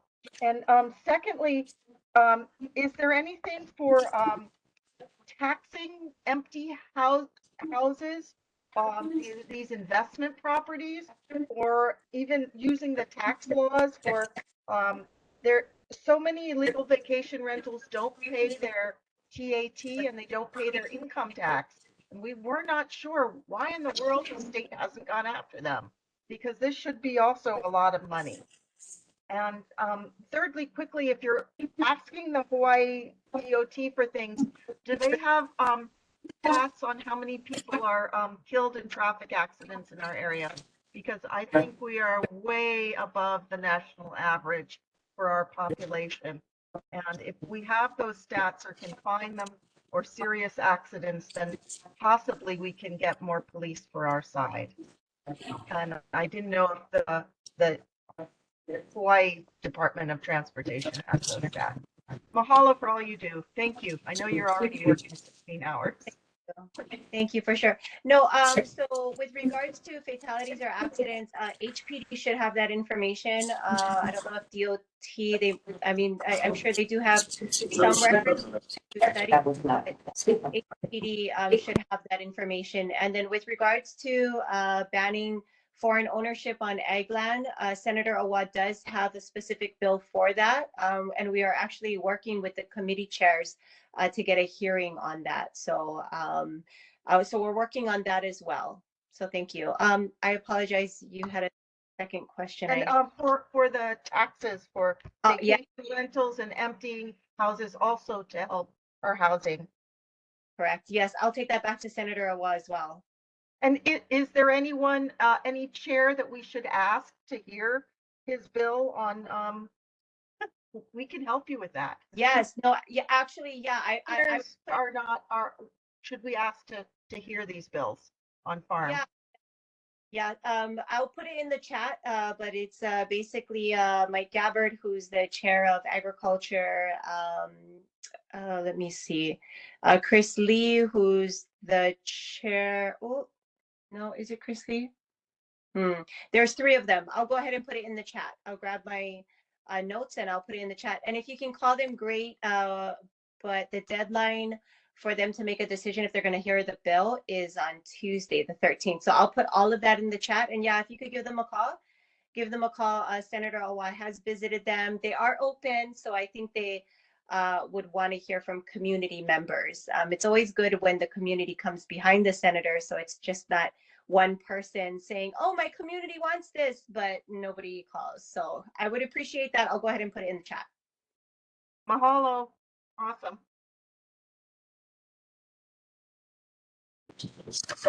Oh, thank you very much. Any other questions from members of the public online? Okay. Hearing and seeing none. Thank you again, Samantha. We'll see you next month. Thank you all. Take care. With that, we come to the end of the reporting with State House Representative Sean Quinlan, our staffer. We have anyone from Rep. Quinlan's office. Gabrielle, please proceed. Hello, can you hear me? Yes. All right, perfect. All right, so my name is Gabriella. I'm the legislative aide for Representative Quinlan this session. And Representative Quinlan would like to share that in regards to House Bill 2003, he is in favor of women's menstrual equity and favors menstrual products being supplied in women's restrooms in all public buildings. But Representative Quinlan is not in support of menstrual products in men's restrooms in all public buildings because it will cost the state millions to fund. I can go over House Bill 2003 if anyone would like me to do that. Additionally, Representative Quinlan wanted to share that he voted no to the gambling bills, House Bill 2762 and House Bill 2765, which he wanted to share that the bills concern building a casino and supporting sports wagering on the island. He voted no because of his experience with some of his family having like a gambling addiction, and that he has seen the harms of gambling firsthand, as well as identifying the damages it can bring and cause. There is an update to the visitor mobile app, which is House Bill 2563, and it's moving along, has passed its first committee. It is anticipated to cross over to the Senate in the next few weeks. Representative Quinlan is continuing to push to increase tax for vacation rentals, granting the county authority to get rid of, take away entitlement, and reduce vacation units, even if they are legally zoned. This includes legally zoned short-term rentals. Additionally, Representative Quinlan wanted to address that fees and fines ignored for short-term rentals in Kahuku area are a city concern. Furthermore, in regards to potholes on the road, Representative Quinlan office has contacted DOT numerous times and is addressing the concern in a mannerly fashion. We are continuing to strive to try to fix the issue. Regarding Kahana Beach Park and the increase in homelessness, Representative Quinlan's office has contacted DoCare and is currently addressing the issue. If there are any comments or questions, I can take notes back to the office as soon as possible and bring updates for the next meeting. I will in the chat put my information so that you can contact me. And if so, please provide your name, your phone number, your email, and your concern, and I can get back to you. So if there's any questions, just feel free to ask.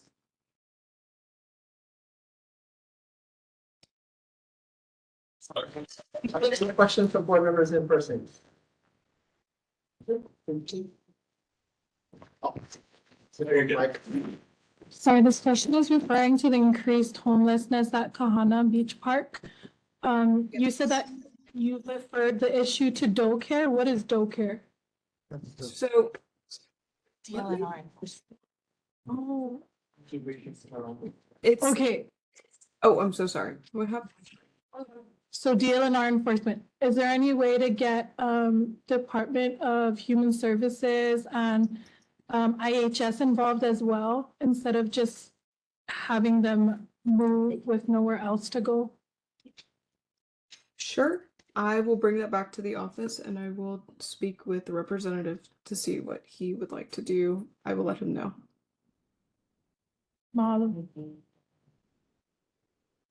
Okay, any other questions from board members in person? Okay, any other questions from members of the public in person? Okay, no. Aloha, Gabriel. Ben Schaefer from Kohana. I'm just gonna give you one item because I gave everything else to Brenton already. And that's on the bumps, the humps. And the most interesting part about the humps, the bumps, is that right after the humps, the bumps, there are holes in the road that needs to be fixed. That's the most stupidest thing I've ever seen, where they're creating bumps and right next to them, there are cracks and holes and everything else on the road. So I wish they would work on the priority, which is fixing the road first before they add anything else. If it's 100% complete, then add the hump. And actually, only the schools with the hump for right now. Everybody else can wait a while. Let me tell you, another thing happens every morning is that when I'm going to work, I notice that the buses don't pull over until you get to Kahalu. And actually, they hardly even pull over there. But they're taking up space so that the traffic just piles up and piles up. They're going to go over the hump, pile up, go over the hump. And by the time people get to work, they want to strangle somebody. So the question is, we need DOT so we can hang them over here a little while and let them know how it feels. But can we make sure that DOT is front and center on this thing and be responsible for what they're doing? I've gone to their office 4 times, actually 6 times already at Punch Bowl, and made my complaint and asked them to, work with the community. Whatever community you're in, you should be working with them. Don't go putting in anything and you never even talk to them yet, and they just never think about it. Well, that's all. I go, no, it's not. That's a community's decision, whether they want it or not your decision. Can't even fix the road. So work on the road, no go make more problems, everybody. And the other one was that there should be a resolution, if your representative could do so, is that if there are more than 4 cars behind you, you should pull over on the side and let them pass you. Because they keep taking away all the passing areas and that's holding up traffic, right? And that is a lot of stress, right? And the other one is that if you're driving on a 2-lane highway going in the same direction, people on the left lane, if you're driving slower than the right lane, you should be fined at least $500. So you get used to driving on the right lane. Because every morning I see that same thing over and over and over again. And it's really frustrating when it shouldn't be. Wrap it up, please. Yeah, and that'll be it. Thank you. Thank you. Thank you. If possible, like I said, I will put my information into the chat box. If you would like to write out the concern and send an email, that would be great. That way we can address specifically. All right. Okay, any other questions from members of the public? I see Casey's hand on. In case you have your question, please proceed. Yes, thank you, Gabriella. Since Sean is the chair of the tourism committee, I didn't know if you were on when I was talking about the new problems at Cavella Bay, where there are 3 or more busloads of tourists getting dropped off there. So I just want to make sure that he's aware of that. And secondly, is there any way that he can help that push the illegal vacation rentals or the tax department to make sure that they are taxed and they pay their TAT? Because I see that there's a bill that's going to try to forgive all their back taxes. Is that going forward, or if you can comment on that? And the other issue is the homelessness. I thought that our for the state, I thought HHHRC was the homeless outreach assigned to our area. If you could double check that and how often they come out and if they're coming to other areas. I know they're working with Aula. That would be very helpful to know. Mahalo. Thank you. Thank you for letting me know. Like I said before, I will definitely leave my information in the chat. And if you could send me an email addressing the specific issues, I can get back to him so he can address you the issues. This is Dottie. I'd just like to comment, HHRC is coming to Hau'ula to the community center weekly and supporting our homeless residents. Okay, thank you very much. Any other questions from members of the public online? Okay, hearing and seeing none, thank you very much, Gabriella. We'll see you next month. We do have a representative from Matt Wire's office here, so we'll proceed. Kelly, go right ahead. Chair, members of the board, can you hear me? Yes. Okay. Thank you for having me. Kelly Anaya from Councilmember Matt Wire's office.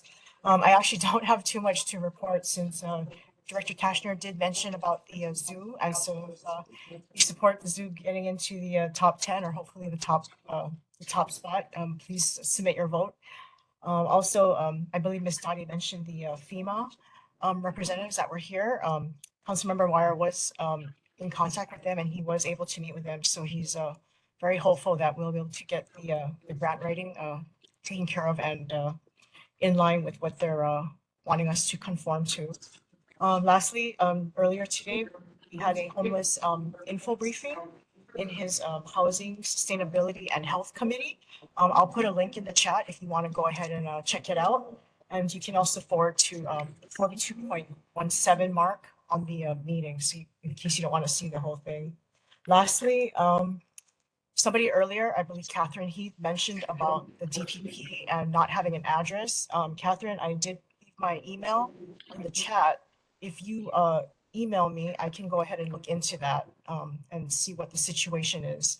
Other than that, I don't have anything else, but if anyone has any questions for council member, I can take them back to him. Okay, questions from board members? Proceed. Aloha Kelly, my name is Atalina. Kahuku community would like to know where Matt Wire is with the phase 4 with the Kahuku Village Association.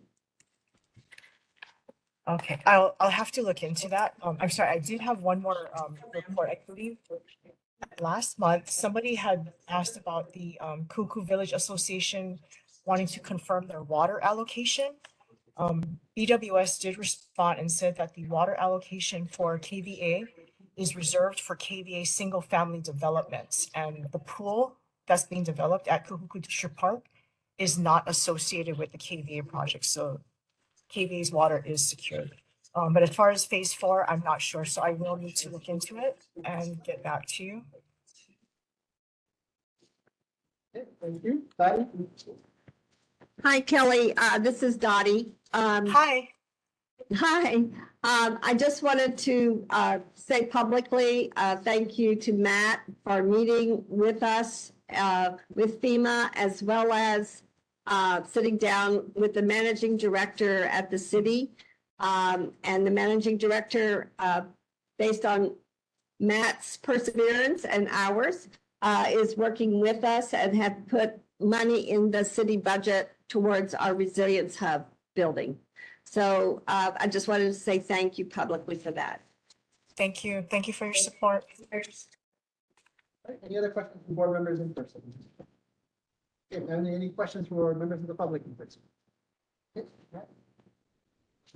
Name and please proceed quickly. Hi, Kelly. This is Mirania Kekaula here.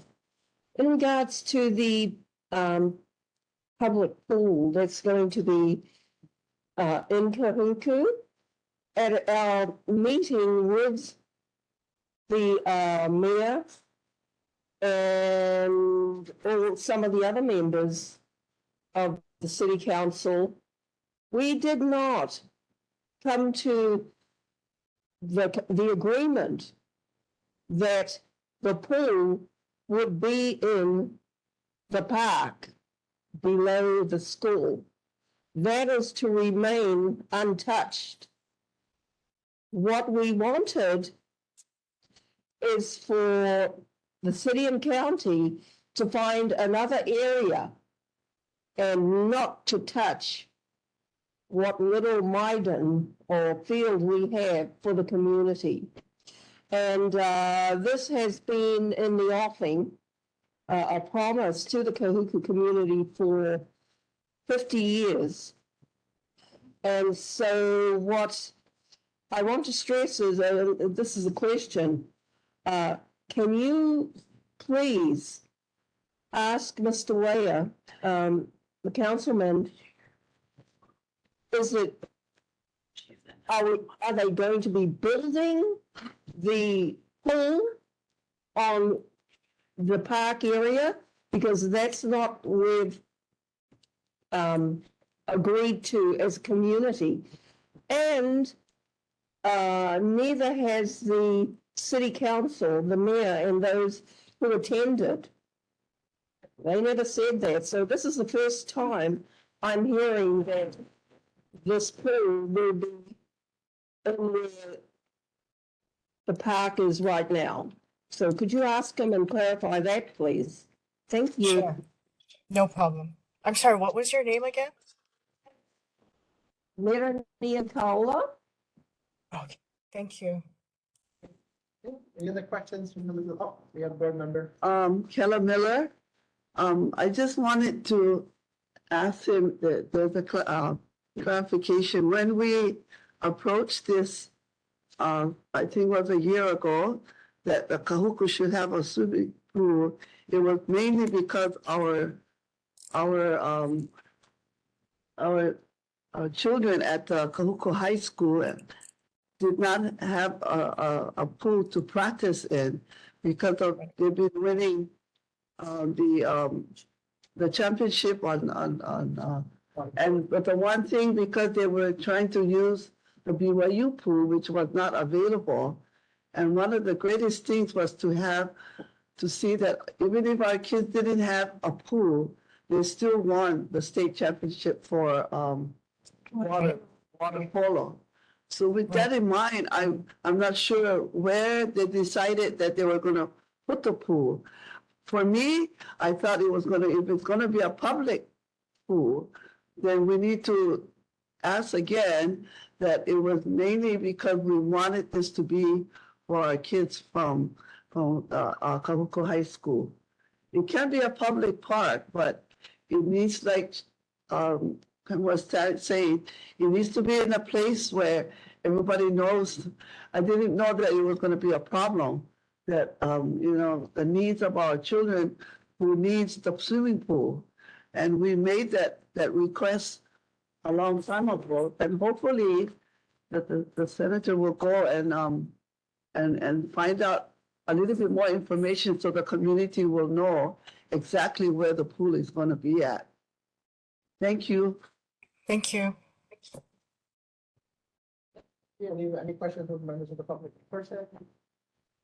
Any questions from members of the public online? Casey, I see your hand up. You have a question, please proceed.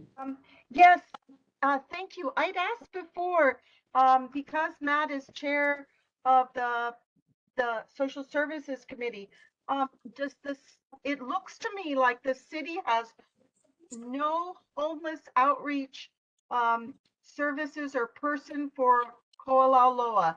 Is that correct? And is it possible that we could have some? Because the area is huge and they're homeless here that need services, and it's so difficult just to travel up and down. HHRC is doing working with Haula, but we have the area is huge. And secondly, I had asked about the Safe and Sound program, and that's with the police department. The police department is getting more police in Waikiki, that area, to protect the tourists, and they're even hiring security guards to protect the local population and tourists in Waikiki. And I was wondering, how about residents in rural areas? Is it possible to get a program like that out here? And I agree. thirdly, the Department of the DPP, there have been many problems and violations at this Marconi property in Kahuku, and even albatross died, and there's with an illegal iron fence, and these small fines like $200 for these multimillionaires means nothing. They just push ahead. Is there anything that Matt can do to help us, or that we can support him in, to make sure that he's written a letter on the behalf, but is there anything else we can do? Because I heard that the iron fence that killed the bird is still up. Thank you. Mahalo. Thank you. So regarding the homeless outreach, yes, it's my understanding that it's that HHHRC, but I believe the state is the one that awards these outreach providers with the locations. So that I'm not too sure. I would have to look into. As far as I'm concerned, HHHRC has the entire Ko'olau area. As far as the Safe and Sound program, getting it out into your neighborhood, I'll reach out to HPD and see if there's anything we can do. And then lastly, regarding the Marconi property, our office is aware. We are trying to work on it. Please forgive me because I'm kind of new to this, taking care of this area. I normally take care of the other side of the district, but I am aware of this. We are looking into it, and yes, I am aware of the animals that are dying because of that fence. So I appreciate your patience while we look into it. Hopefully I'll have more updates for you next time. Yeah, Thank you. Mahalo, the city does announce many different programs for homeless, but we don't seem to get any of those programs. And it goes through the city, so I understand the state, but we don't get the city programs. Well, a lot of the issues that, thank you. A lot of the issues that we have, I was with the previous council member, and we did have the Honu project in Wahiawa, but a lot of the I guess obstacles, if you will, there's not a lot of housing or shelter within our district, which makes it hard for placement. And a lot of times these individuals don't want to come to town. A lot of them are from the area. They don't want to go too far. I'm not saying all of them, but many of them are. And so that's one of the obstacles that we did encounter when we had Honu in our district. We are working on it, looking to get more housing. We'll see what we can do. Thank you. Thank you guys very much. Bonnie? I just recently got confirmation from the Department of Community Services at the city that the buildings on Hau'ula Homestead Road are being leased to the state to provide affordable housing units out here. And I think that's what we all wanted, especially the people in the neighborhood. So I would just like to be sure everyone knows that in regards to affordable housing. There will be, how many, that's 6 affordable homes for people in this area.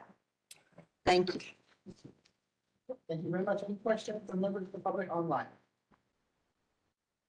Okay, here again, seeing none, we'll move on. Thank you very much, Kelly. We'll see you next month. Thank you. Okay, board members, and the public, we are moving to the presentation portion of our agenda. Each presentation will be 8 minutes or less. First off, we have is the Larcero property, the garage and recreation room, that really Mark Alvin, or one of the staffers, is here online. Mark? Can you hear me? I can hear you. I have Can your you see me? presentation. I can see you.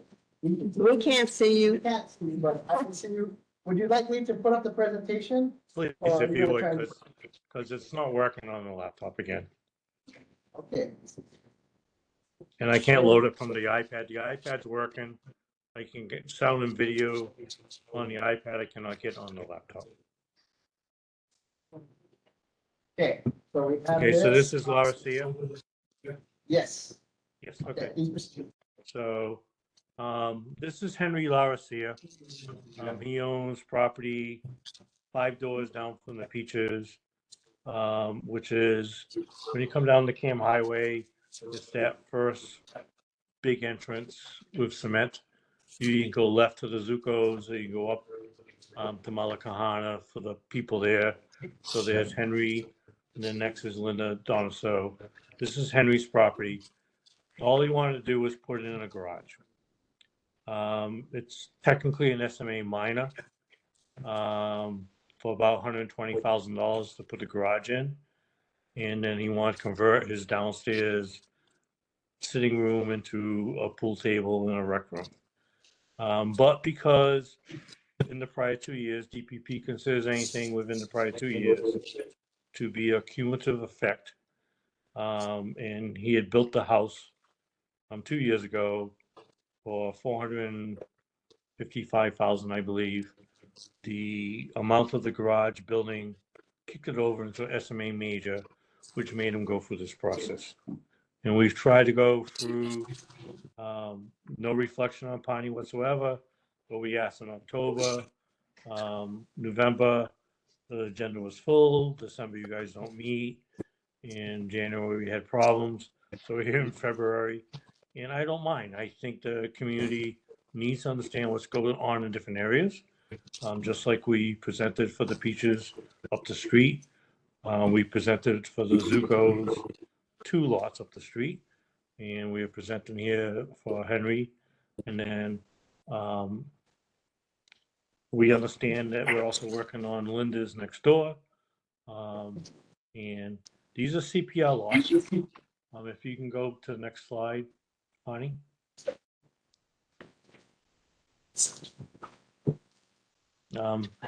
Here you see, we're doing this everything by the book, by the revised statutes.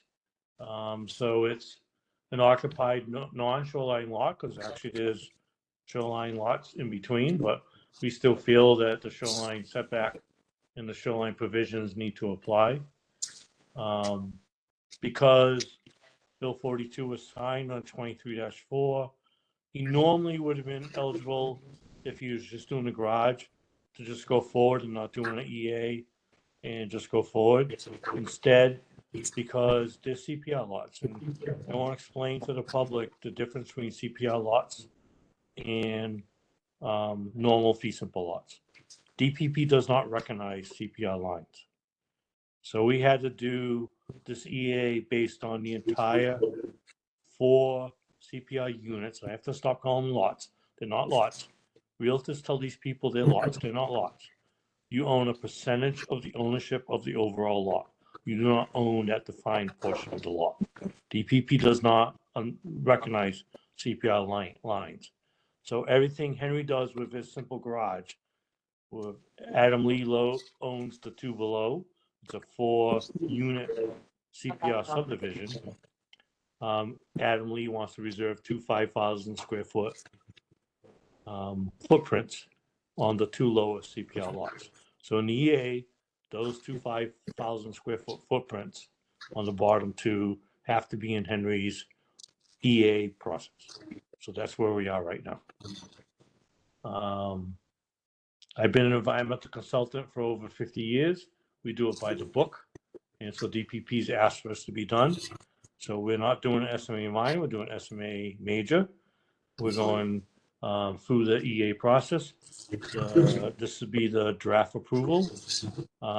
We're required to do a pre-consult.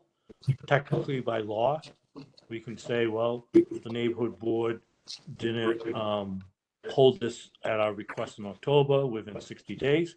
I don't care. I respect Pawnee too much to want him to be able to represent his community. And this is what we do. We are willing to wait. We had technical problems before getting this in front of you people. But we just think it's fair. And Pawnee can attest that I always send them all to SMA minors. Because I feel the neighborhood boards, you know, I've lived in Cuckoo for many years. You know, this is my neighborhood. This is, I think, the neighborhood needs to understand what's going on in the neighborhood. So,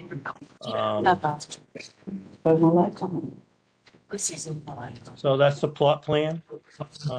Pawnee, I think you're a little ahead of me. Oh, Yeah, sorry. okay. So this is how it's divided.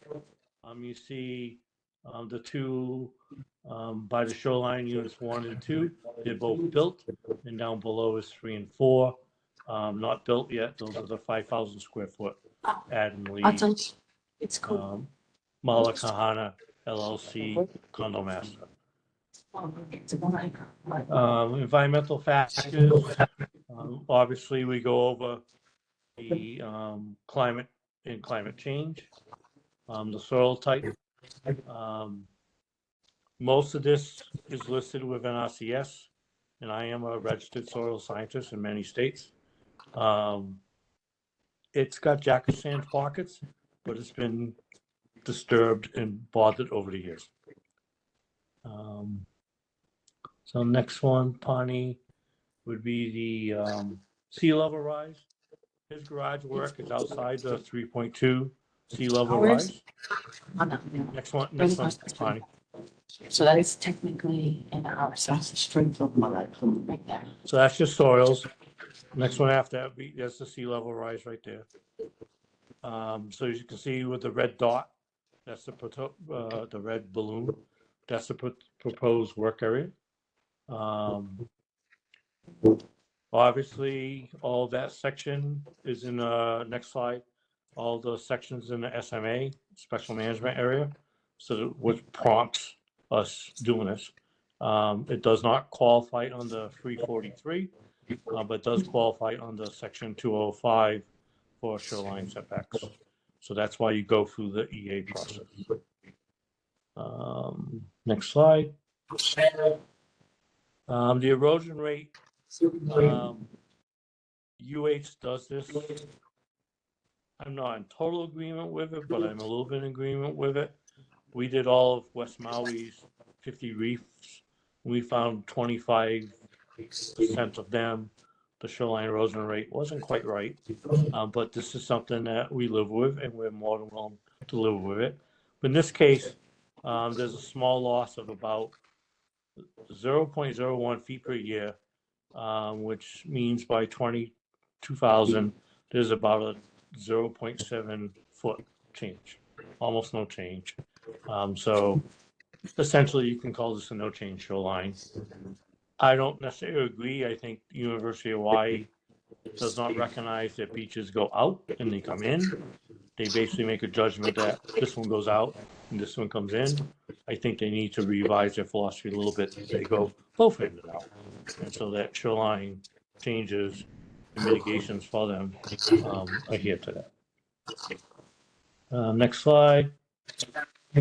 This is the flood insurance rate. It's all zone X. So there's no velocity extreme. There's not even an AE zone. X doesn't require flood insurance.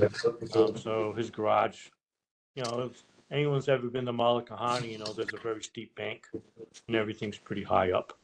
So it's not going to be in a flood zone. Next one, Pani. This is the NOAA 6-foot surge. So NOAA says that University of Hawaii may be a little bit wrong, and we think the 3.2 feet is not sufficient. It might be 6 feet. So you could call this potential. So again, as you can see by the red balloon, most of the windward side doesn't have this problem. If you're Hawaii Kai, if you're Waianae, if you're on Sunset, you have this problem. The NOAA sea rise comes up.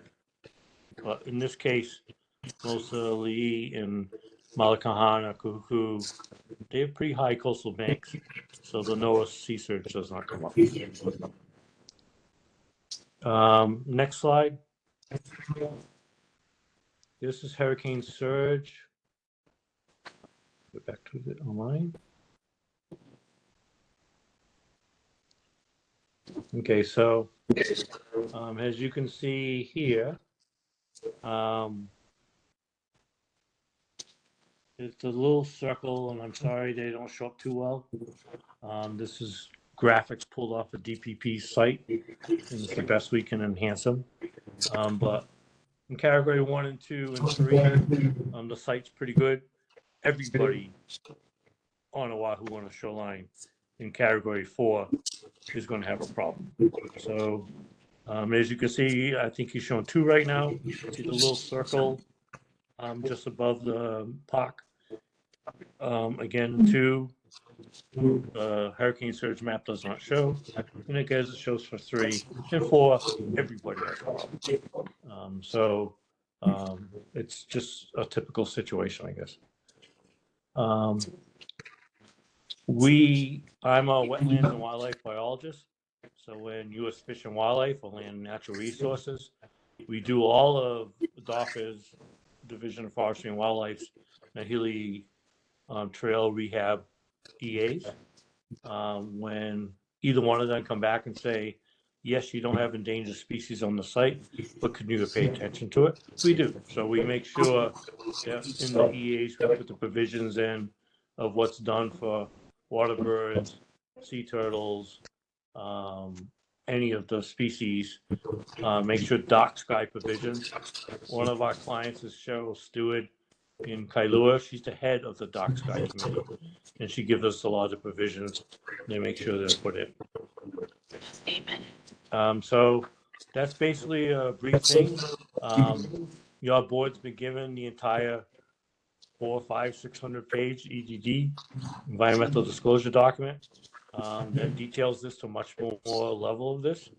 But we're welcome to answer any questions. And the next one is Hawaii Home Buyers Group, which is the building right next door to you. So we'll answer questions on this one first. Board members, please proceed with questions. We'll start from the far end and we'll keep coming because everybody brings their pens. So Atalina, we'll work our way. Sorry, did you present this to the Kuku Community Association already? We did prior. We were required to come back in front of you. And then it's because of all the technical problems we've had in the last few months, if we need to go in front of the community association again, we will. So these are all run by, we sat down with Matt Wire, Calvin Fay, Tommy Waters, to run through all the projects we have along the North Shore, many of which have already got SMA permits. But we want to make sure we feel it's important to always make sure the community's in the loop. And so if you want us to, technically Malakahana's and Kuku. So for the Peaches, we went to the community association and we presented that these two were coming along with the Zucos, and we'll gladly do it again. Sorry, I said on the Cocoa Community Association and you didn't come. I think you came for the Marconi and the Peaches, but we didn't see this one coming yet. Okay, so if you don't mind scheduling us, we'll gladly present. And Mahalo. again, I said this is much simpler than any, and I'd rather get through La Rocia and Hawaii home builders. I will answer about Marconi afterwards, but we have a lot of problems with it ourselves. Okay, next question, right down the line. I have a question. Kayla Miller, on the Laia Community Association, have you guys come to us too? Because we're part of that. I'm sure that we'll be much more interested in what's happening at Malaikahana too. No, we go, we work for Jeffrey at Hawaii Reserves, and we bring his projects to the Leahy Community Association. But technically, some of Malakahana is on that side, but this one's on the Kuku side. Did you say you went to Hawaii Reserves? No, we work for them. We do their work. So when their projects are obviously on that community association side, this one particularly is on the Kuku side. I think we would appreciate if you guys would come to the Laia Community Association too.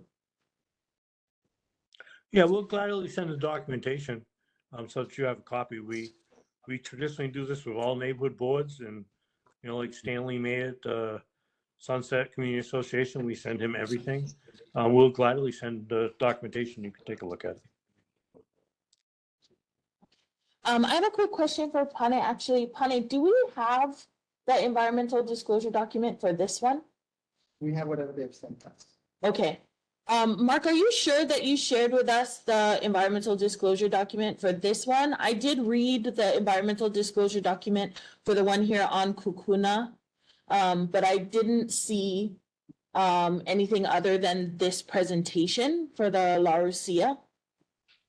Okay, this was sent to Pawnee back in, I'm going to say Pawnee late October, maybe early November. They come for what's called Hightail, which is similar to Dropbox.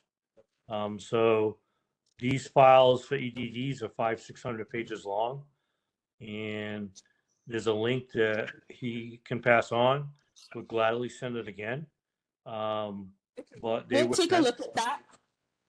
So bearing in mind that I haven't read the full document, but I did read the document that you prepared for the other presentation that you're giving today. I had a couple of questions regarding the technical studies that were prepared. Did you folks also prepare a cultural impact assessment for this particular project?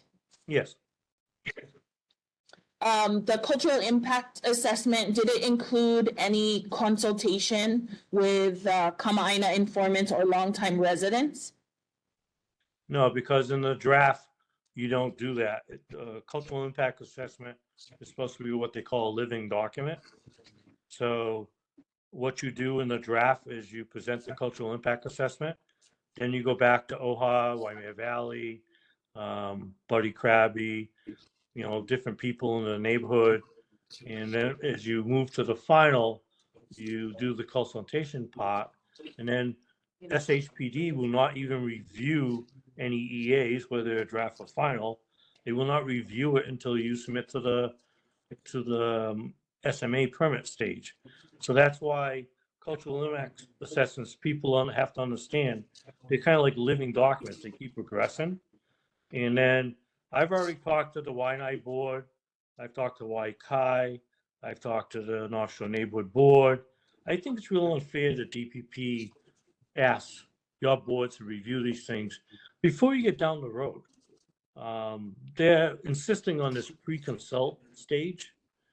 you guys really want to review when the cultural impact assessment has advanced, when the plans have advanced to like at least a 95% stage, and so Waianae, Hawaii Kai, down in Kailua, they're sending letters to DPP saying, put us later in the process because much more information comes to you. Okay, I understand that. I do want to let you know that I am a professional planner. And Okay. so I have prepared cultural impact assessments before, and I find it really interesting that that you're stating that a cultural impact assessment would not include any type of consultation. So I feel like that's less of a cultural impact impact assessment and more of a LRFI, a literature review and field inspection. A cultural impact assessment should typically include some type of consultation. Which it will. And the board is more than happy to assist in connecting you with folks that can assist with a consultation. I think that that is something that's important to folks that are out here. And I would really appreciate it if whatever stage your document is at, if it can include consultation with what we would consider kama'aina informants, which would be longtime generational descendants and native practitioners. I do understand that this is, just a garage, as you have shared with us. However, please understand that this particular location is right along the coast. And I think that there's a history of iwi kupuna in coastal dune areas. There's also a lot of fishing and native practices that take place in that area. There's gathering of limu. There are generational fishermen in this area. And so it is of importance to this neighborhood board. I can't speak for Waianae and other locations, but it is important for us in this area that potential impacts on traditional and customary practices are incorporated into any cultural impact assessment, and that should be a strong component of an environmental disclosure document. That's all I Okay, have. again, I'll repeat to you, you're in the draft stage. What you're asking for is in the final stage. And this is why we keep doing this. We've actually researched the various archaeological studies in the area. Next door, there are fire pits that have already been preserved by SHPD. There are also EV areas that easements have been drawn. So this area has been studied because it's all part of the Mahala Kahana Master Condo LLC. I think that's the exact name.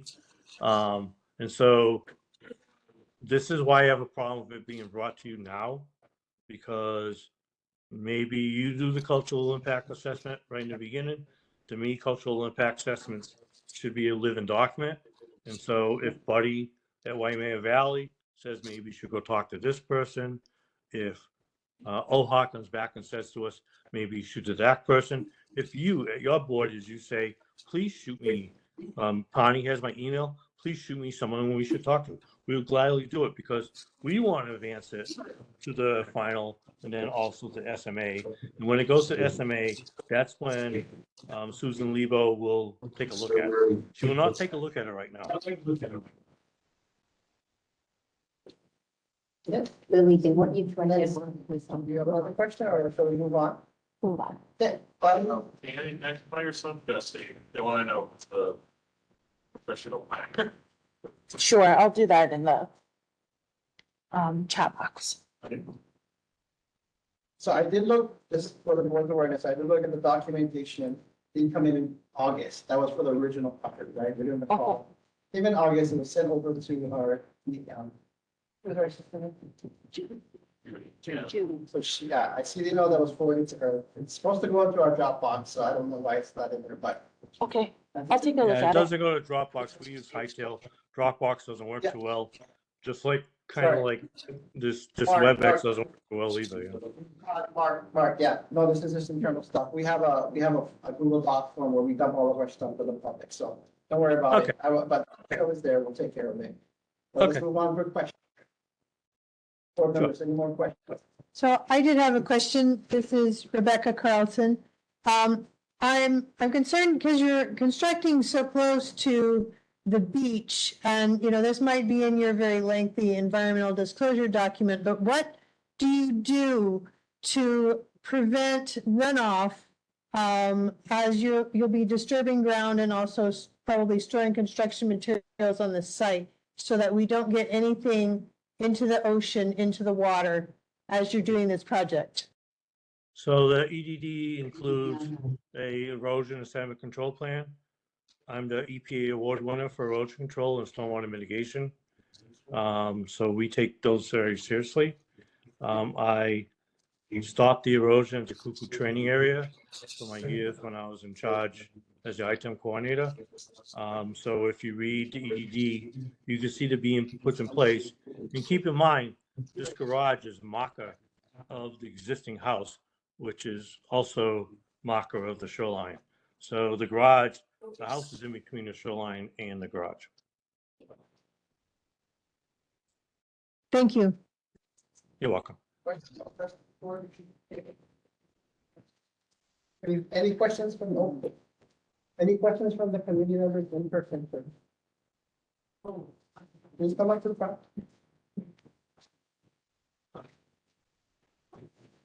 My name's Melania Kikaula. And Mark, excuse me, look, what is a special management area permit? I take it you're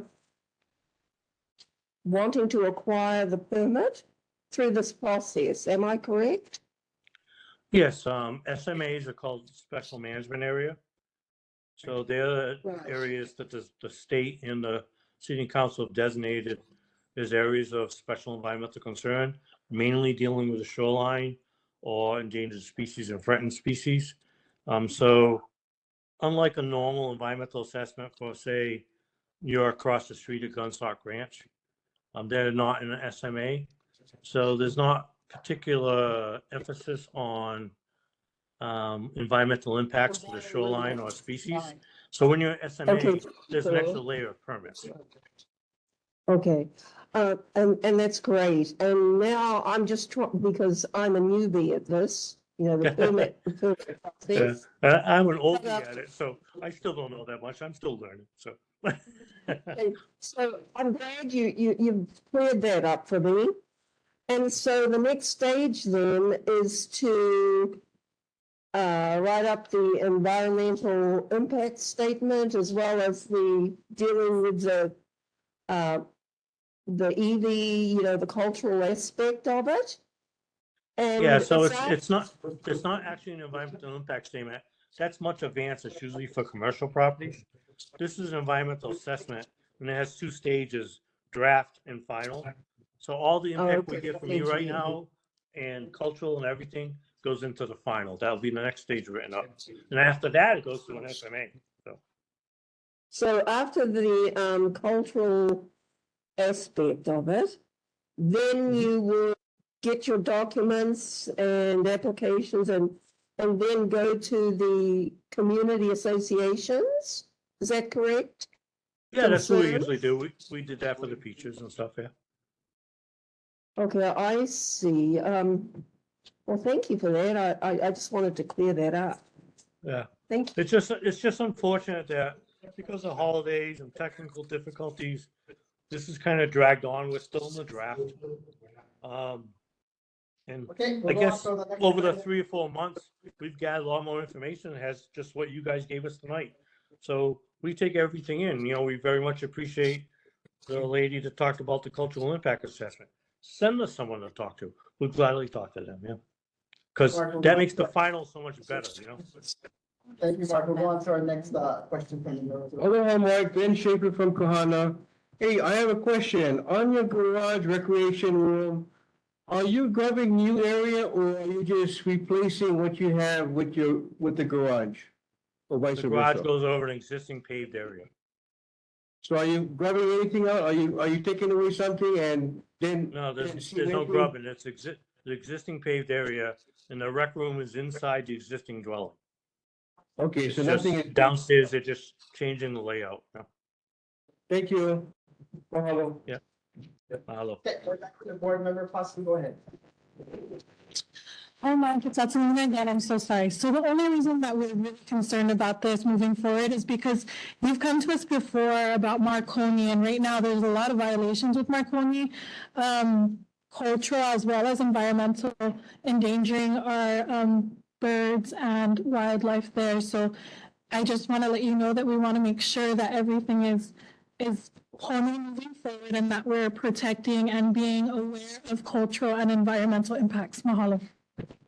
Okay, so if you read the EDD, there's in bold various sections that say if any unknown cultural artifacts that have not already been discovered are discovered during any foundation work, and we ask them to do spread of foundations so they don't dig down, or if there's any Pacific golden plover, albatross, monk seals, huno come on shore and start staying there overnight, nesting, egg laying, stop work immediately. But that's in our report. You know, obviously we can't get our clients to always do that, but they're told very sincerely. And Marconi Farms was told, do not do anything within 150 feet of the shoreline, period. And then it was not the people that are being blamed, it was the former owners and the new owner that did the violations. Okay. And they were all told. Yeah. Any Alleged. questions from in person or members of the public? So Okay, we'll moving stick to on. this one, and then also the next one, which is the building next door to you. Okay, If you want me to stick around, Bonnie, it's up to you. I'll answer Hang on, questions Mark. about what. Mark, we've got some questions from online. And then we Okay. have some online, and then we can move to your next property. Okay. So first and foremost, I see here, say, would you like me to present at their Tuesday, February 20th meeting at 6:30 at the elementary school?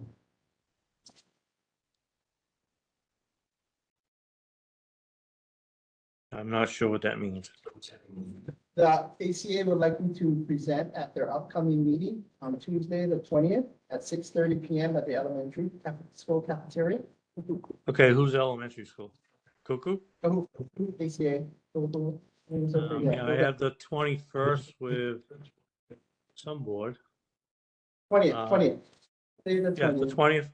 Yeah, just send me the details. Patty knows how to get a hold of me. Okay, I'll just have something to get a hold of that. Give me his information. You guys should have your info on him already. That you presented to Victoria. Okay, well, they'll double check, and if they don't have it, I'll send it over. The next question I think in chat is there's been complaints we are getting about those properties in that area not being used. How they say they're being used, but more for short-term vacation rentals. Can you talk to us about that and the use of the property? No, on Henry Larcy's property, he lives there. He wants a garage. And then next door is another developed property with year-round residents. And then below on the Cam Highway, 2 vacant lots that we're just reserving for Adam Lee's group, who owns, he's the condo master. He wants 2 5,000 square foot footprints on those bottom 2 things, but they're not developed right now, and and we've told everybody, you know, we live at Kuilima. Kuilima is a legal vacation rental. No one else on the North Shore is, period. Okay, okay, now we're gonna move to questions from members of the public online in person. If there's anyone online, please raise your digital hand or just unmute yourself.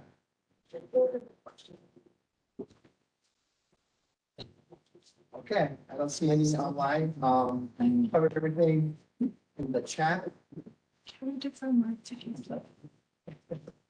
Board members, are you ready to proceed and move forward to the next step? Yeah. Sure.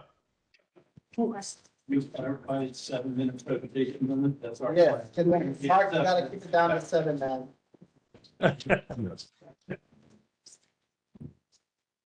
I'll try to keep it to 7.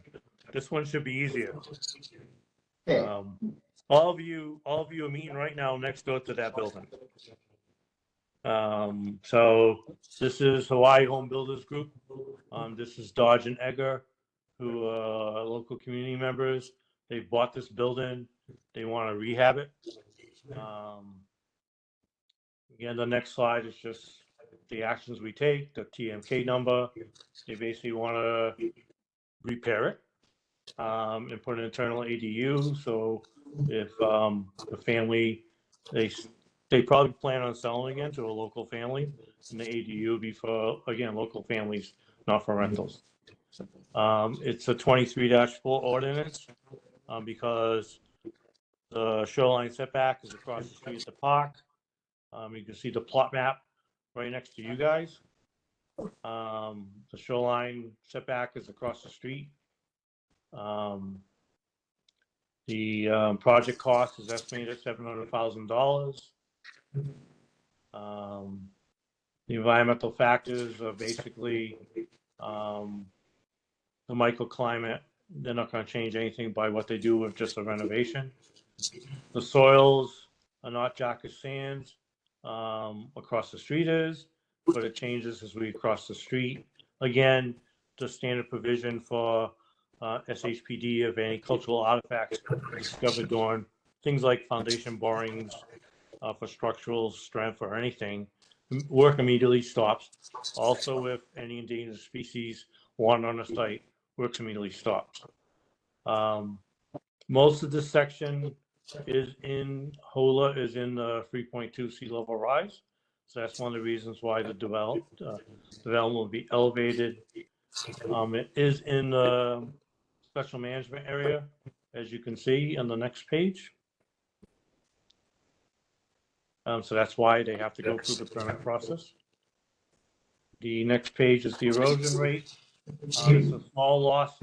So in the next 70 years, it would be about an 8-foot sea level loss, which will not cross the Cam Highway. The flood insurance map, again, they're within a VE, which a lot of this area is, mostly because of that stream. That's one of the reasons why they have to be elevated. Next slide. The NOAA sea surge. They get a little bit of inclusion, so it's less than 3 feet during a 6-foot storm surge that NOAA predicts, which is basically a Category 4 hurricane. But it's something they will be flooded to less than 3 feet. And because of the sea level rise of 3.2 feet, the elevation has to adjust to that. And this kind of matches the next page, the hurricane surge maps. They basically, all of us are in problems if it goes to Category 4. It's kind of pretty much as simple as that. Again, Endangered Species Act is important to us. We make sure the shearwaters, the petrels, the plovers, the coots, the stilts, the ducks, any of the Hawaii water birds, if they wander on the property, work immediately stops. We contact U.S. Fish and Wildlife, and we ask for their recommendations. We also contact DLNR. So that's kind of simplified. I show you people meet next to this property quite often and would like to see that, in lack of better words, an eyesore fixed. And we feel that because it's across the street from the shoreline, there's going to be very minimal shoreline impacts. There is an erosion sediment control plan that no erosion will reach the highway. Everything will be confined on site. And both Dodge and Egger are very good builders. So I think they will do a good job rehabilitating the building. Okay, thank you very much for that quick one. Questions from board members? Proceed. Aloha, Mark. This is Lily Makaila. I'm Yes. representing Sub-District 1 again. I had a quick question. You mentioned a couple times in the presentation that this property is not going to be used for rentals. I noticed that there is no singular landowner. It's owned by a Hawaii Buyers Group. Right. Is there any, so if it's not going to be used for rentals, what's the plan for the property? Well, Dodge is Ground Up Pacific and Egger is Hawaii Home Builders. So they co-invested in the property and they bought basically what was a property in need of renovation. I do feel their intent is to sell it, but they can only sell it as a single family home with an internal ADU for family members. And that's how they have to advertise it and sell it. And as you know, it's not in a zone that can be used for vacation rental. So if some realtor advertises that way, it's not legal. Okay. I have some similar comments. So I think for efficacy, I'll do my best to just get through them. I wanted to mention, there were a couple things in the cultural impact assessment. I understand that you're saying that it's a draft. So in the cultural impact assessment, I did read through the document that was shared with us, all 454 pages.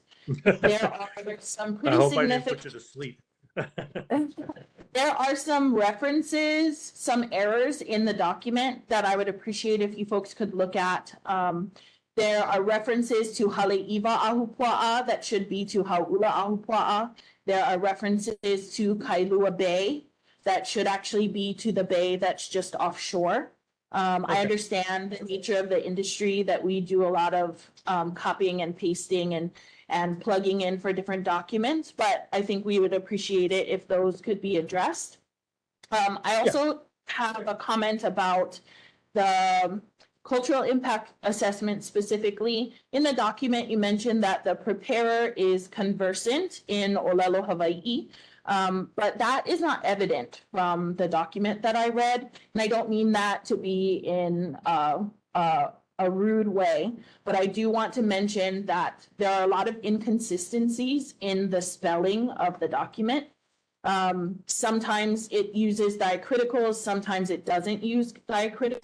Not interested in a debate about to use or to not use, but it is very difficult for a reader to digest the sections if they are spelled differently throughout.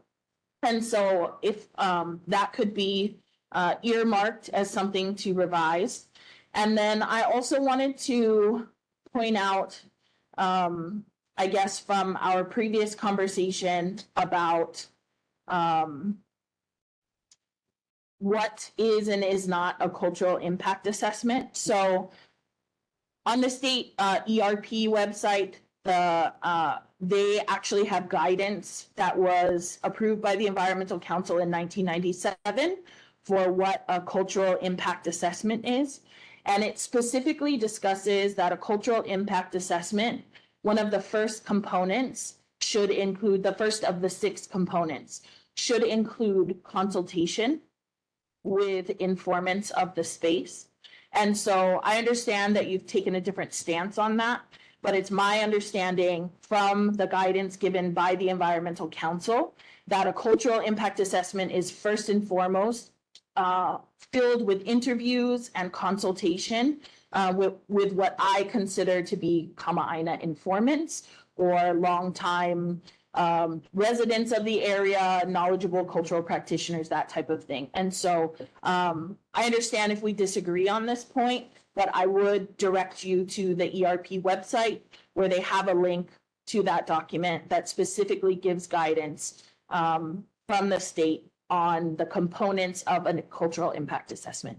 That's all. Thank you. I guess we might disagree a little bit. We take our guidance from the State Historical Preservation District, and this is the way they told us to do it, was do the research and the field investigation first, advance to the final with the cultural interviews, and then when you get to SMA, you have a complete living document. Bonnie graduated from the University of West Oahu with her degree in Hawaii Pacific Studies, one of only 2. She studied under Dr. Cordy, who was a state archaeologist. We work very closely with Dr. Chris Monahan in Kaneohe. These are the procedures that these people do and told us to do. So I understand people have different values.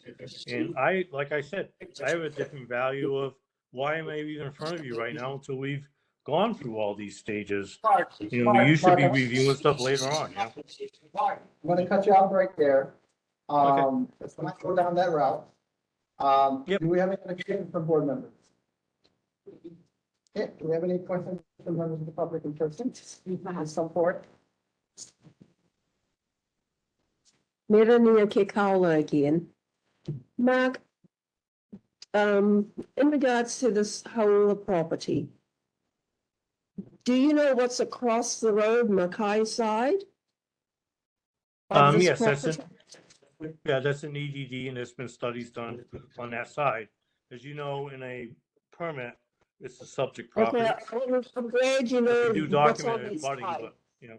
Because, it's the home of one of our monk seals. And so any, building that's going to be like put out for rent, it's not only gonna like congest the roads and that, but it will affect our cultural side and our Hulu. Thank you for your comment. If you have no question, we'll move on to any other speakers here in person. All right, hearing seeing none, we'll move on to people online. Do we have any questions from people online? Okay, hearing and seeing none, Mark, we appreciate your presentation. Please follow up with the KCA guys. Angelina, do you have that contact information for him? Yep. Okay, good. Please, Mark, work with them on this. And thank you for your time today. Good.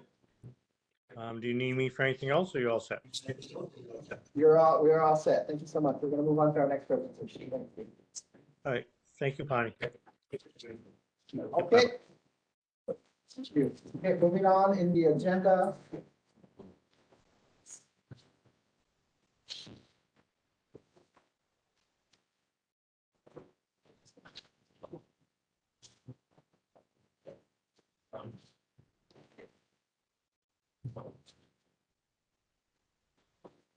I'm gonna translate this on the PowerPoint in my end. He's trying to. Okay, can we get this up? Please proceed. Go right ahead. Good evening, Jeff Overton and Leela Chang. We're with G70. We're planners, like Lily, professional planners. And we're going to try to hold tight to your 7-8 minute presentation limit. We're going to be talking about a home that's planned at Cavella Bay on a property there. And Leela will walk you through the presentation. Sure. So as Jeff introduced me, my name is Leela Chang, G70 Senior Planner, and we're representing the owner at 57320 Olauloa Place for a single family residence within the SMA Special Management Area. Our goal today is just to provide information and receive comments, feedback on this project. We're in the very preliminary stages, so there's still room for the community to provide feedback, input.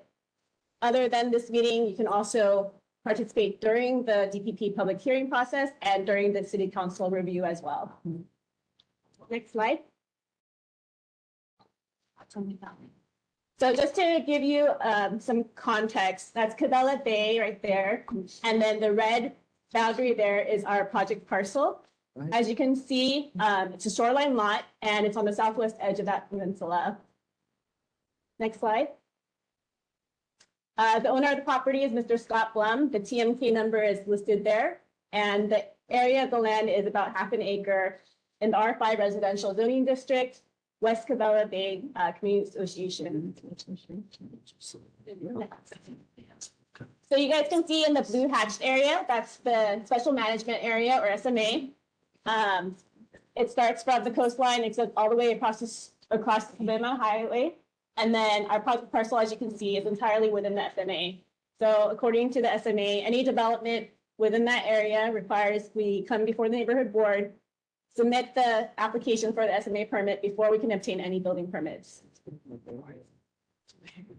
Here's a photo of the site. So from Mackay looking inward, that's the neighboring property to the northwest. We have a certified shoreline survey for the site dated December 29th, 2023. I know it's hard to read. It looks like a black red line, but you can kind of see the demarcation of the current shoreline there, which is along the edge of the vegetation. So that's the line from which the shoreline setback will be measured. I'll show you in future slides, but what you'll be able to see is that there's like a rocky bench along the adjacent parts of the coastline. So yeah, I'll show you pictures as we progress, but just try to move quickly. Here you can see the conceptual site plan. Peter Vincent Architects is the designer of this residential home. And as you can see, the actual footprint of the building is a very small portion of the actual lot area. Here, I'm showing a breakdown of the buildable site area. So currently, the property requires a 40-foot setback, which is that outer shaded line. I wish I had a pointer.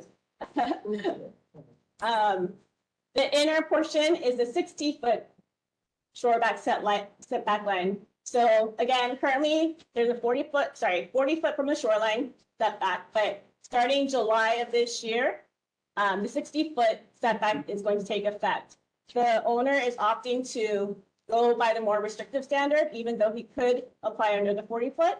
So this is the result that we have. In addition, the West Cavella Bay Community Association has allowed us to have a 15-foot setback from the street.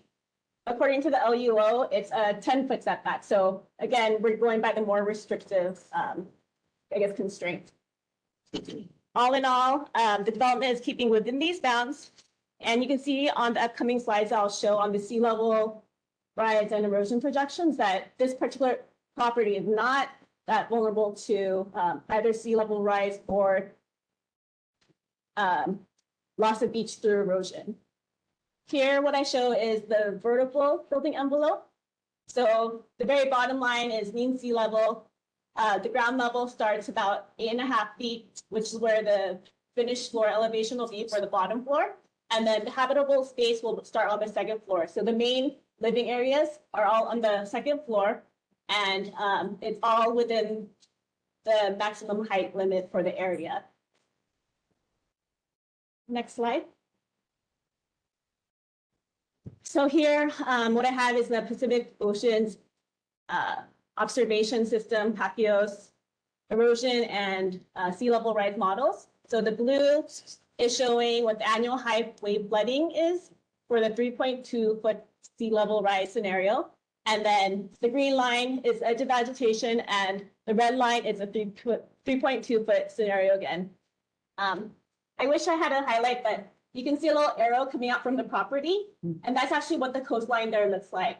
As you can see that, again, it's a rocky coastline, and this model does not take into account less, what is the word I use?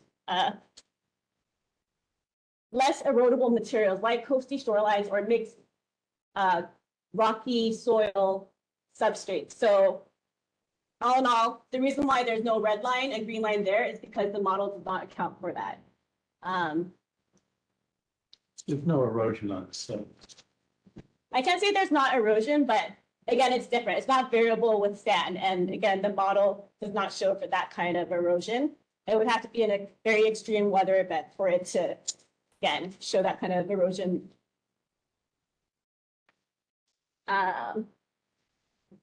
Yeah, so as we showed earlier, the portion of property that will be developed is the northwest corner, which is outside of that risk of the 3.2 foot sea level rise scenario for the annual high flood waving and the wave overwash during the largest wave events of the year.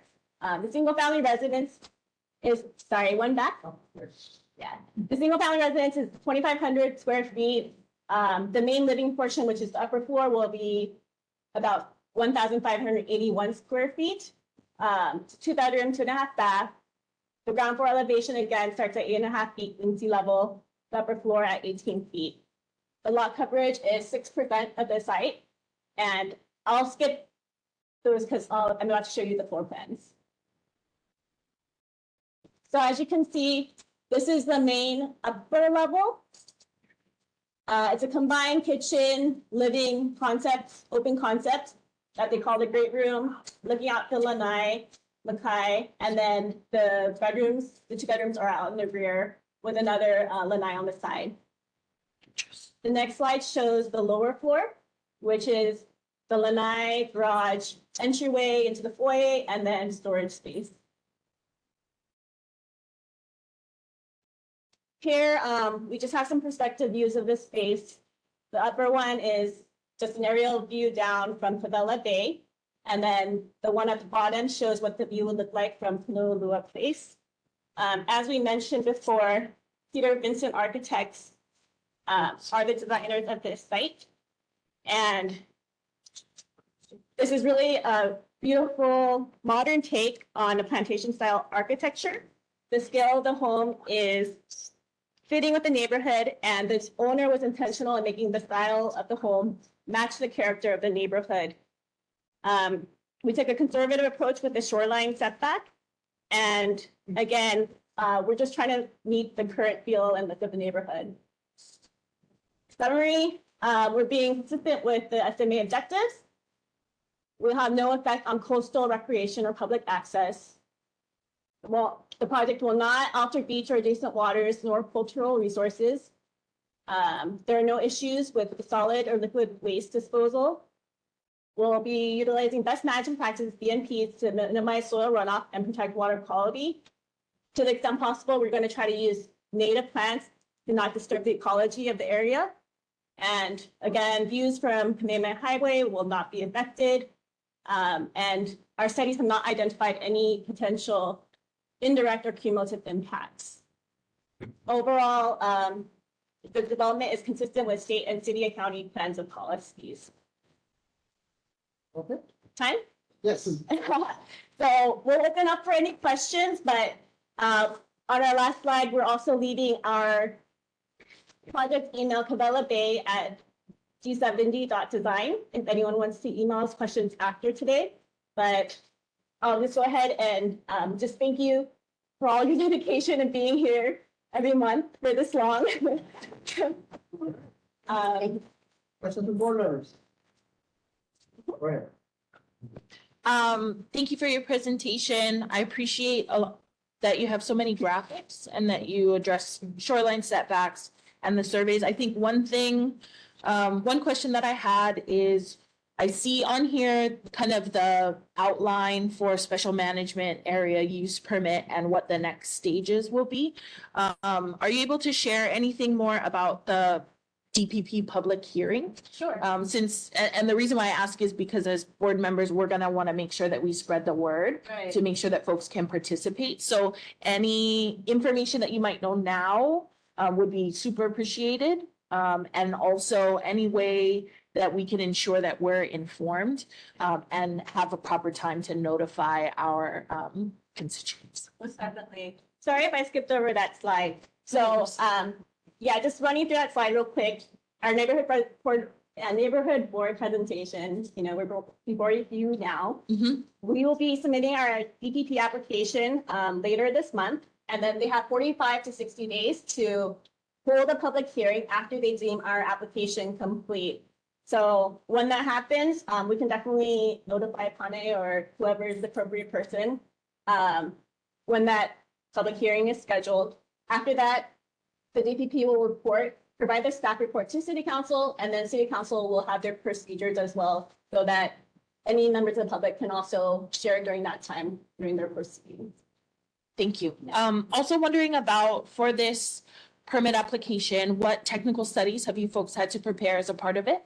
Yeah, so we've done the geotechnical, we've done the LRFI. I'm trying to think. We're currently working with our civil guys because they have to submit a Department of Health permit for the individual Wastewater. I'm trying to think.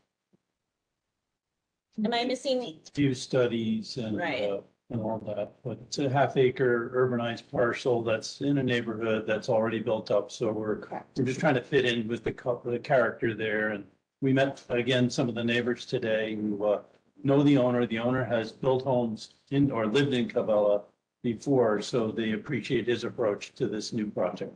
Okay. I had one final question. I was wondering, so you have a really good overlay, your beginning graphic that shows what the certified shoreline is. I was wondering if perhaps you could include an overlay of an aerial photo or something that would allow us to kind of see where the shoreline is, since it's that erodible shore. It's not as like clear. I'm not sure if it's the vegetation line. It's in the nut pocket. Okay, so in the vegetation line. So one thing that I would like to note, you could please speak to the landowner about access rights. So that has always been a source of tension over time between folks who recreate along the shoreline, folks who fish, and this particular area, I don't know if there are limu spots in that area. So there are limu spots in that area. And so my concern is kind of trying to remove future tensions of making sure that the landowner understands that there may be folks that utilize that section of Papa, that section of the kind of hard coral area. And that we don't want to see our, generational folks who have been accessing that space told this is private property, you need to get out, when in actuality, the shoreline is along that vegetation. And so we definitely want folks to be respectful of individual property rights and not be walking across their parcel, unless there's a historic trail, which I'm assuming there isn't. But I would really appreciate it if the landowner could be thoroughly informed from that planning perspective of what the rights are for access, just to kind of alleviate any future tensions that may come up. It's a great point. I think, and we had a sandwich there before we came to the meeting and saw multiple setups for rod holders along there. So we know it's popular. The owner of the property is aware of that and has no plans to remove them or restrict access. Okay. Of course, if somebody's having an all-night Yeah. out there, boombox, there'll probably be some concerns, but Yeah. we understand and we'll share that. Okay, Thank you. mahalo. All right, any questions, other questions from board members? I had a question. So, what is the wastewater procedure in that area? What, I was just gonna say it's individualized and the Department of Health issue permits and requirements for how to treat the water depending on how the system is set up. so they'll have their own septic system. That's in the current rules, because of the proximity of the water table, are most likely going to require an aerobic system. So it's an extra step of treatment, possibly ultraviolet light or something like that, because it is a shallow groundwater table. The Cavella homes have been there since probably we see some old ones from the 20s, but it goes way back and those were cesspools. So we went to septic tanks and now it's even a higher level of treatment because of exactly the concerns. There's beautiful high-class waters there. So they're going to have to meet the highest standards, but there's no common system that serves all of those homes. It has to be a high-quality individual wastewater system. And it's at the far back, the driveway is really where the system would have to be, at the far back end, but as far from the water as possible. It's a great question. Thank you. I have a question. Do you guys know if there's the closest public right of way within that area, or if there is no public? Beach access? Probably the Cavella Bay Park that came as a change to all the agreements with Turtle Bay, right? The most recent approvals granted it to the city.